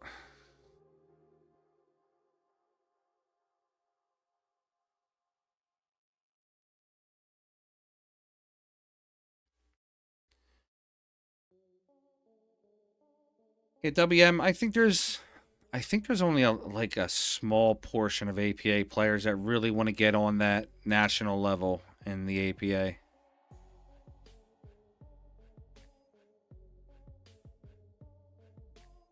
You know, APA has a rule set. And, you know, that rule set might not be what other people like in a rule set. You know, that's their choice on with whether or not they want to play with that rule set.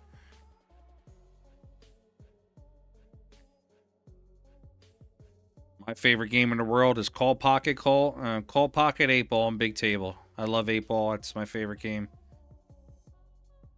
Actually, maybe 10-ball. I love 10-ball too, but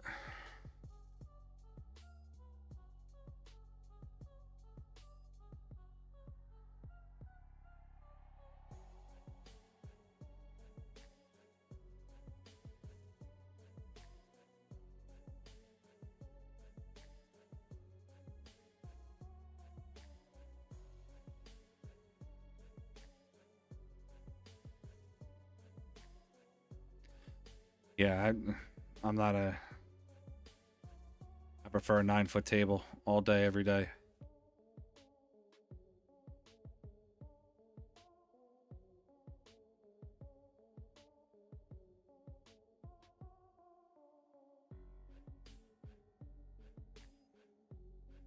About a half hour, we're going to have that Lee Van Corteza versus Roberto Gomez 10-foot match kicking off.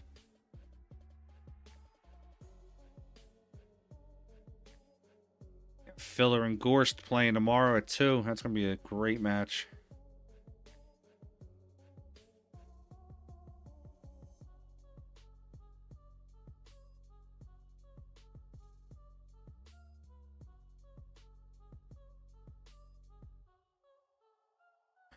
WM, what's the pool hall that Tyler and Margaret play out of? Don't they have a whole bunch of 9-foot tables there?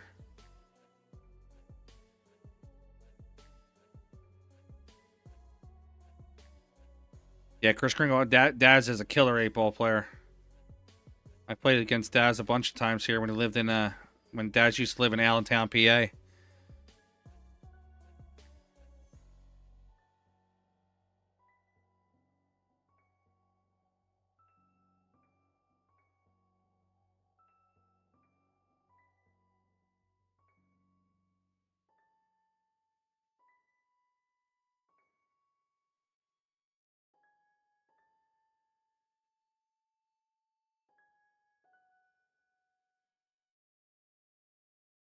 And he's banking the 2-ball.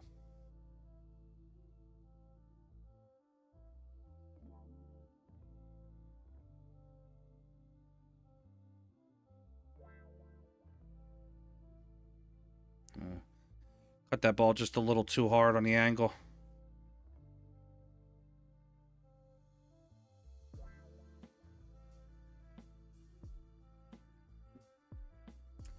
Yeah, the big deal now in pool is the split bracket bar box games. They're not for me. I'm just, I'm also not a guy who's going to get in there and dump 10, 20,000 on myself in a Calcutta. So that's just not a game I'm interested in.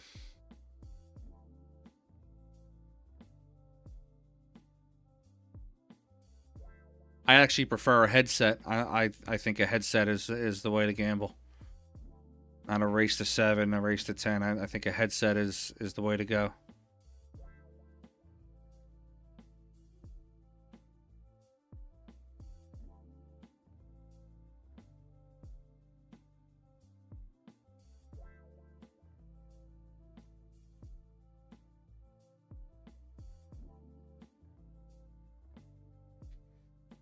Put a little counter spin on that ball. It was spinning out after it hit the pocket.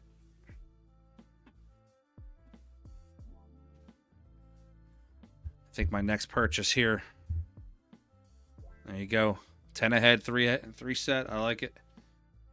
I think my next purchase for the studio is going to be a better computer chair. This thing sucks.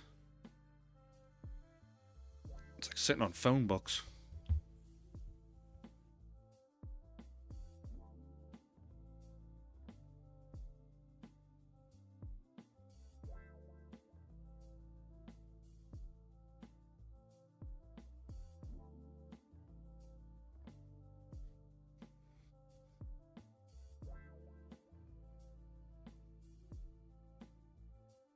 There is a 2-railer for Vitale here with the 5. I don't know if it's got to clear the 8 off the top rail. Had a problem with the recliner, John. So I don't know if you can see it here. My microphone only goes a certain distance. If I'm all the way back here, it's yeah. There is a whole lot. Thanks for subscribing, Monclay. Yeah, there is a whole lot about the split bracket. Yeah, it's the other issue. You got handicapping. I don't want to have to handicap you. I don't want to have to figure out who you are. If your name's John Smith or Johnny Smith in Fargo, just play even. That's a hell of a shot by Vitale. Only goes so far.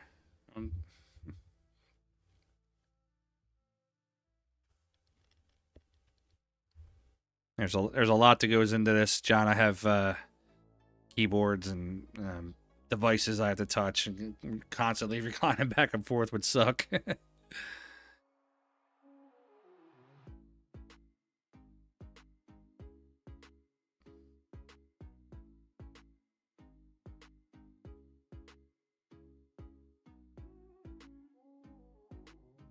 think he's gonna catch the 4 on this shot. Yeah, he sees it too. He's got to hit right at that diamond. I think he's gonna catch his 4. I don't think he's gonna be able to get it through and make it to the pocket.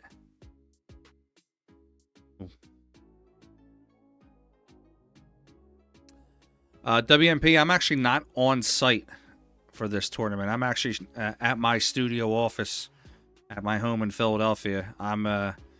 This tournament is being fed to me through the server, and I'm restreaming it through my house. But when I do travel, I have a whole box and everything that I take with me.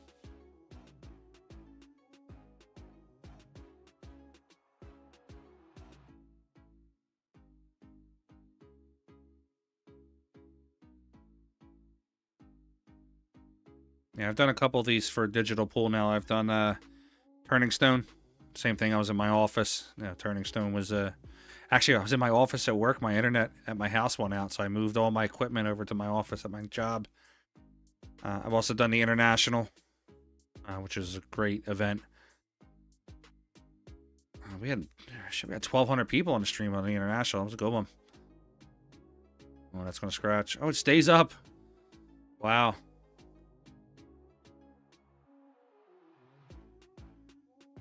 Yeah, WM. There's money to be made. I don't know where it is. I haven't found it yet, but I like what I do with the streaming. For me, it helps grow my brand. My brand is PA Pro Am Pool. It's basically we call it the action of pool. We try to get involved in everything. So it gets my tournaments out there. It gets it's a lot of stuff that I got going on out there. I'm lack of a better term, I'm a promoter. I promote all things pool.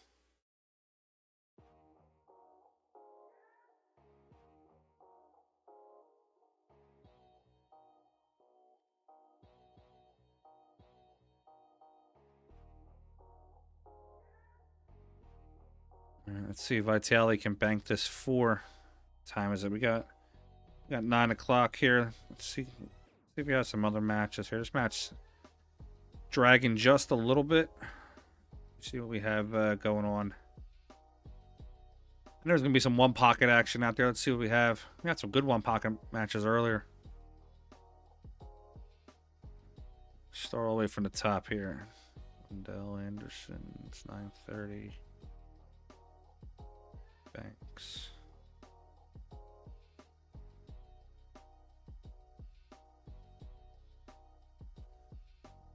Well, yeah, let's jump over table 6 real quick. Tony Chowan and Casper Matakainen are playing.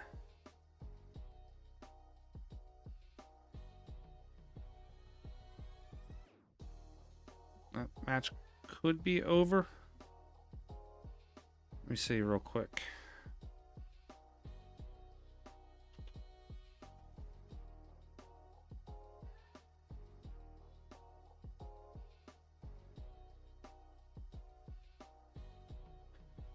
All right, this current matchup here, this is Tony Chohan and Casper Matakainen.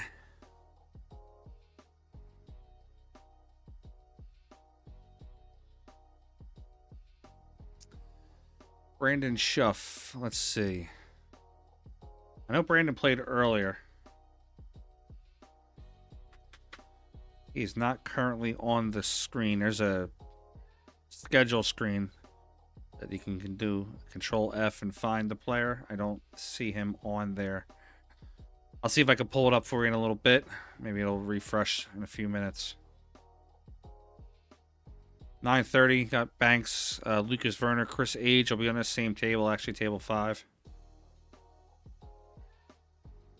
Justin Grobel, Robert Hall.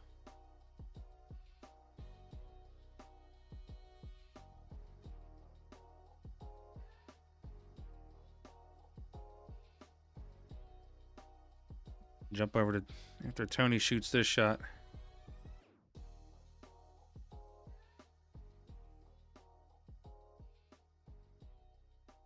Harold, will give me 10-7? No, sir. We'll play even.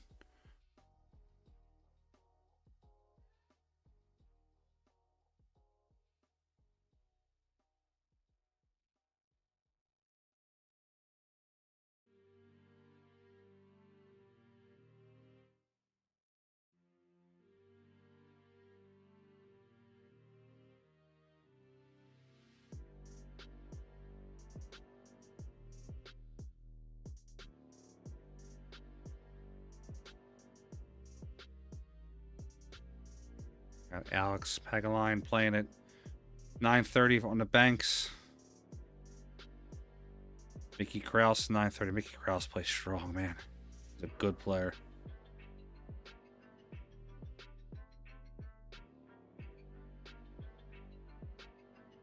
I really wish they moved this. I wish this Shane Van Boning, Anthony Maglino match was on table 4. I'd love to stream that one. Alex Montpellier versus Jason Scholl. Table 21. That should be a good one.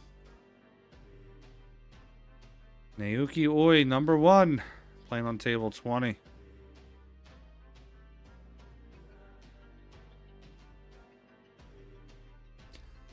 Josh Roberts versus Oleg Tkach. Table 21. Man, there's some good matches on the outside tables.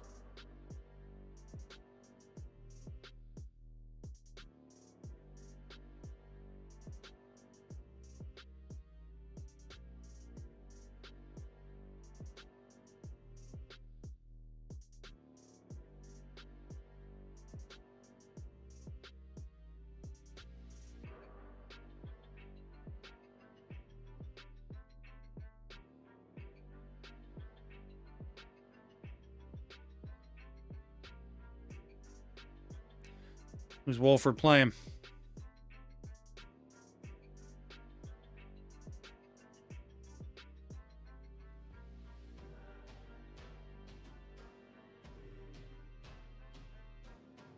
Good try by Casper.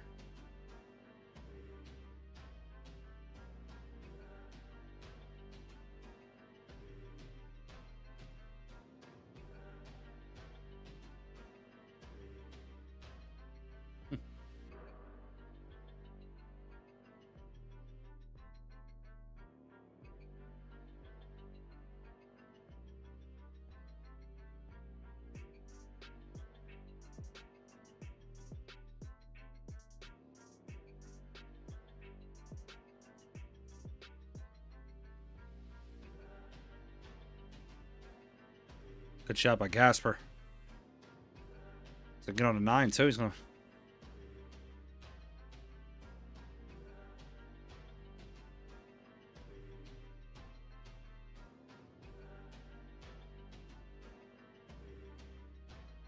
Oh.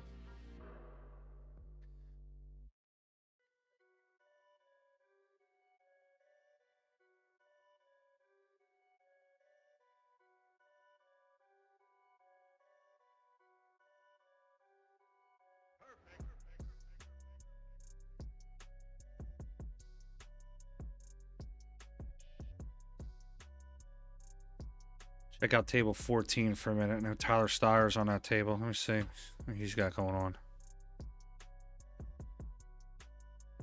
Supposed to be Tyler Steyer. I'm not sure if that's... Yeah, that's him at the table.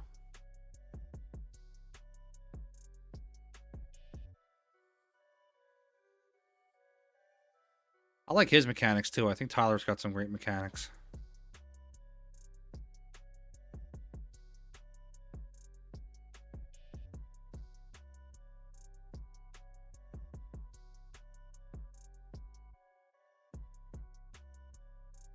Don, is that the 1 pocket Buffaloes or is that the 9 ball?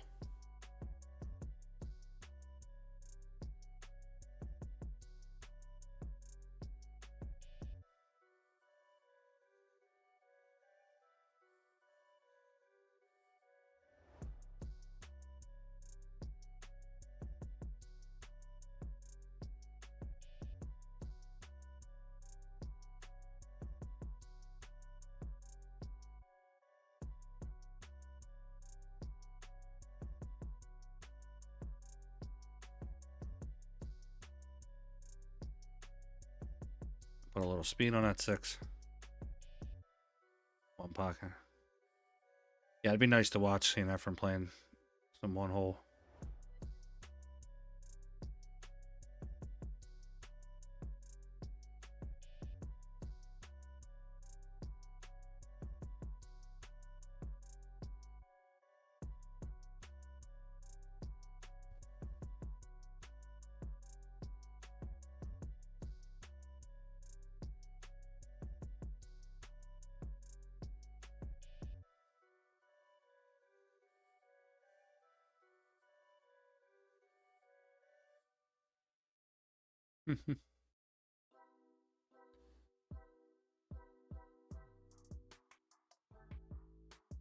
Ball starts on Wednesday at 11 a.m.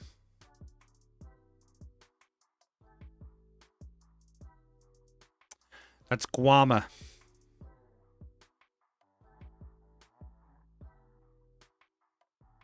Chris Kringle, his name's Guama. He's a big money player out in the New York area.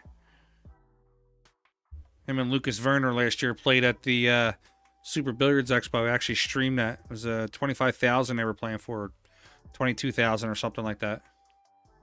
And that was in the 21 to 25,000 range.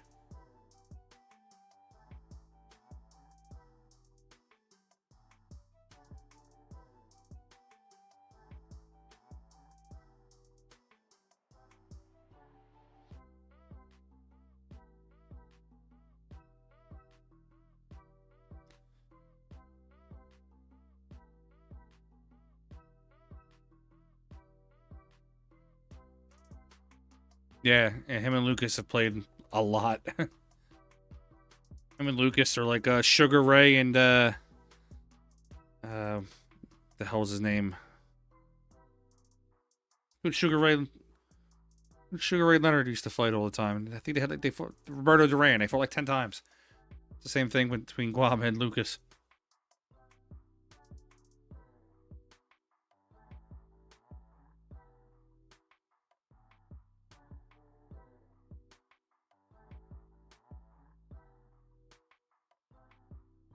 Come on, Tyler. Hit the 3-railer.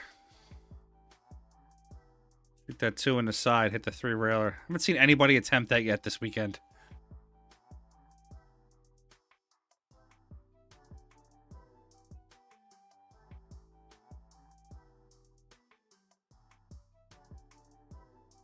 Sometimes you just gotta pull the shot out of your arsenal.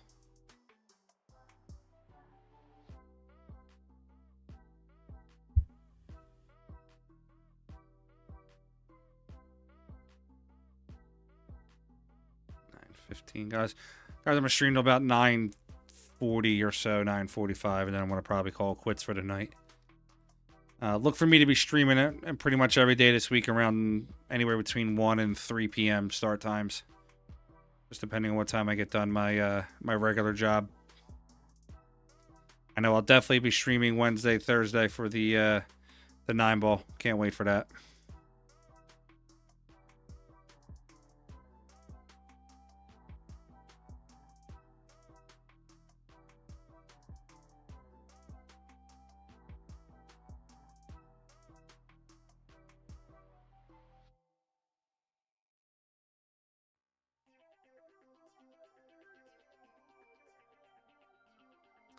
Boys, yeah, it's Demetrius Gelatis versus Tyler Steyer.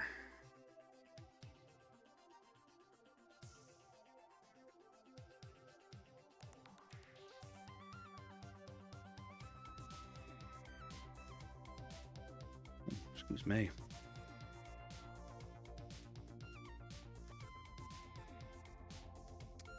Yeah, John, I couldn't do that, buddy. I'm running an entire construction division, couple hundred people. I'm pretty relied on. I would love to, be honest with you. Having that job, though, affords me the time to be able to travel and do a lot of this, so I got to make sure that's secure first. All right, let's see. Demetrius is going to bank this 9-ball back. Little high left hit right before the first diamond. Let that counter spin take it.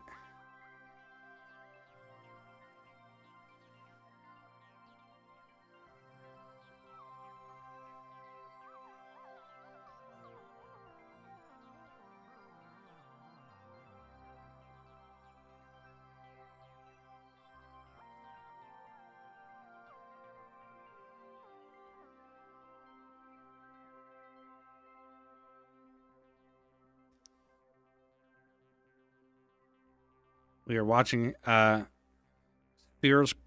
spherical objects being propelled in an accelerated fashion with carbon and wood.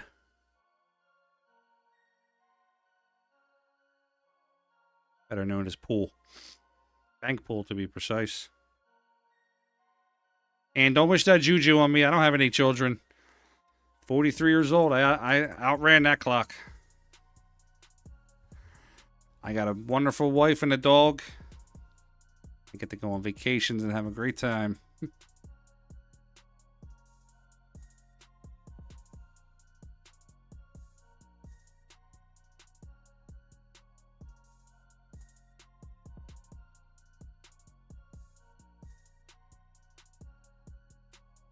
Yeah, Pool Ace. I actually had my dog on the stream earlier today. Her name is Leia. Micro American Bulldog. She's a rescue. That's a hell of a shot if that goes in. Oh, good try.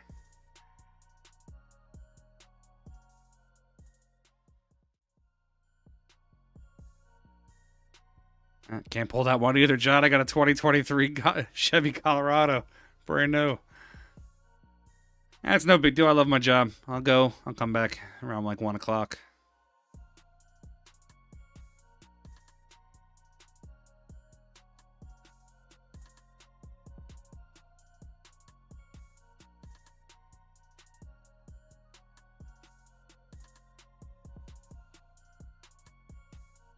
Let's see.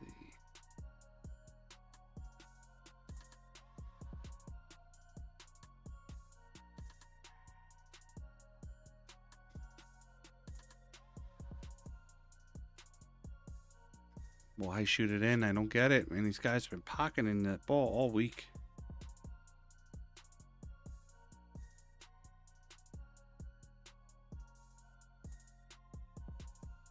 All right, he's going to give Tyler a free swing at it on the 2-ball.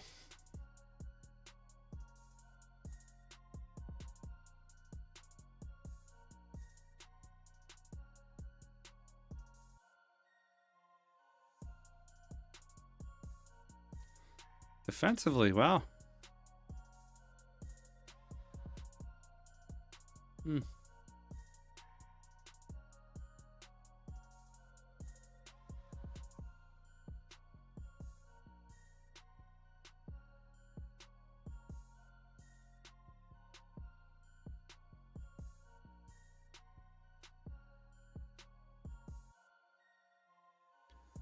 Let's see if he does the outside English on the 9-ball and banks it across to the bottom right corner.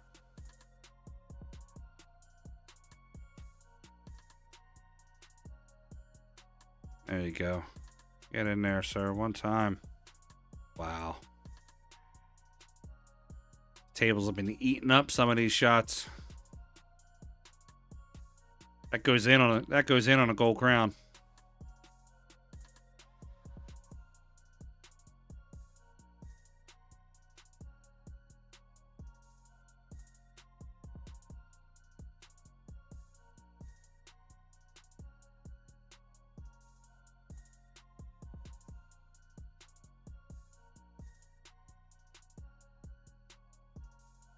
Absolutely.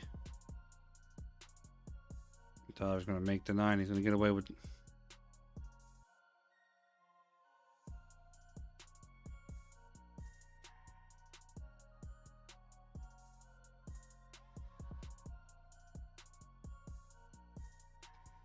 Realistically, he didn't really leave him too much of a shot.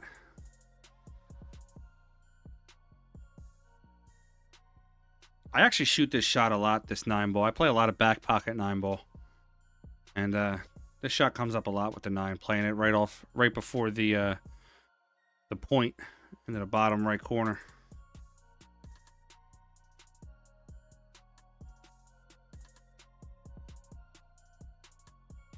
Saying now, I'm not sure what he's looking at.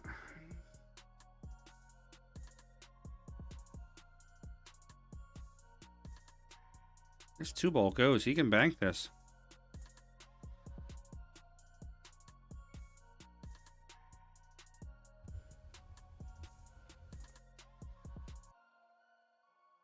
Low inside English and aim right at the first diamond. It goes. Cut it on about a 37.5 degree angle.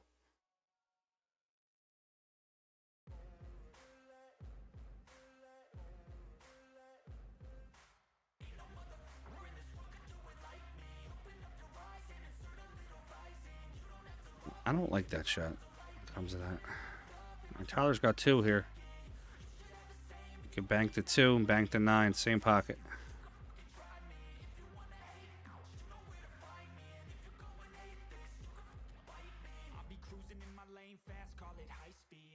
Excuse me. He's going backwards with it.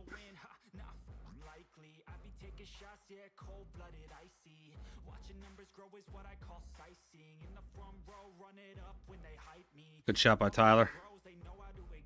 All right, Tyler's going to win the match. Going to put him on to the next round. He's going to defeat Demetrius Gelatis.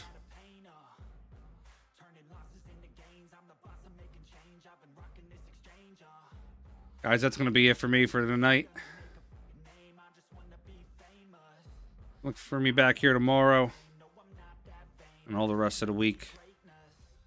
I appreciate you all hanging out with me all weekend, Friday, Saturday, Sunday. I'll be back tomorrow. You guys have yourselves all a great night. Don't forget to check out some of these other streamers here with Digital Pool. Got a lot of guys putting a lot of hard work into this week and trying to bring you some great action. If you're interested in buying a pay-per-view, go ahead and check out that link right there. If you want to know more about us and PA Pro Am Pool, don't forget to check out this link here. Join our Facebook page. And obviously like, share, and subscribe to the YouTube channel. We appreciate it all. Again, we'll see you guys tomorrow. Thanks a lot. Have a good night.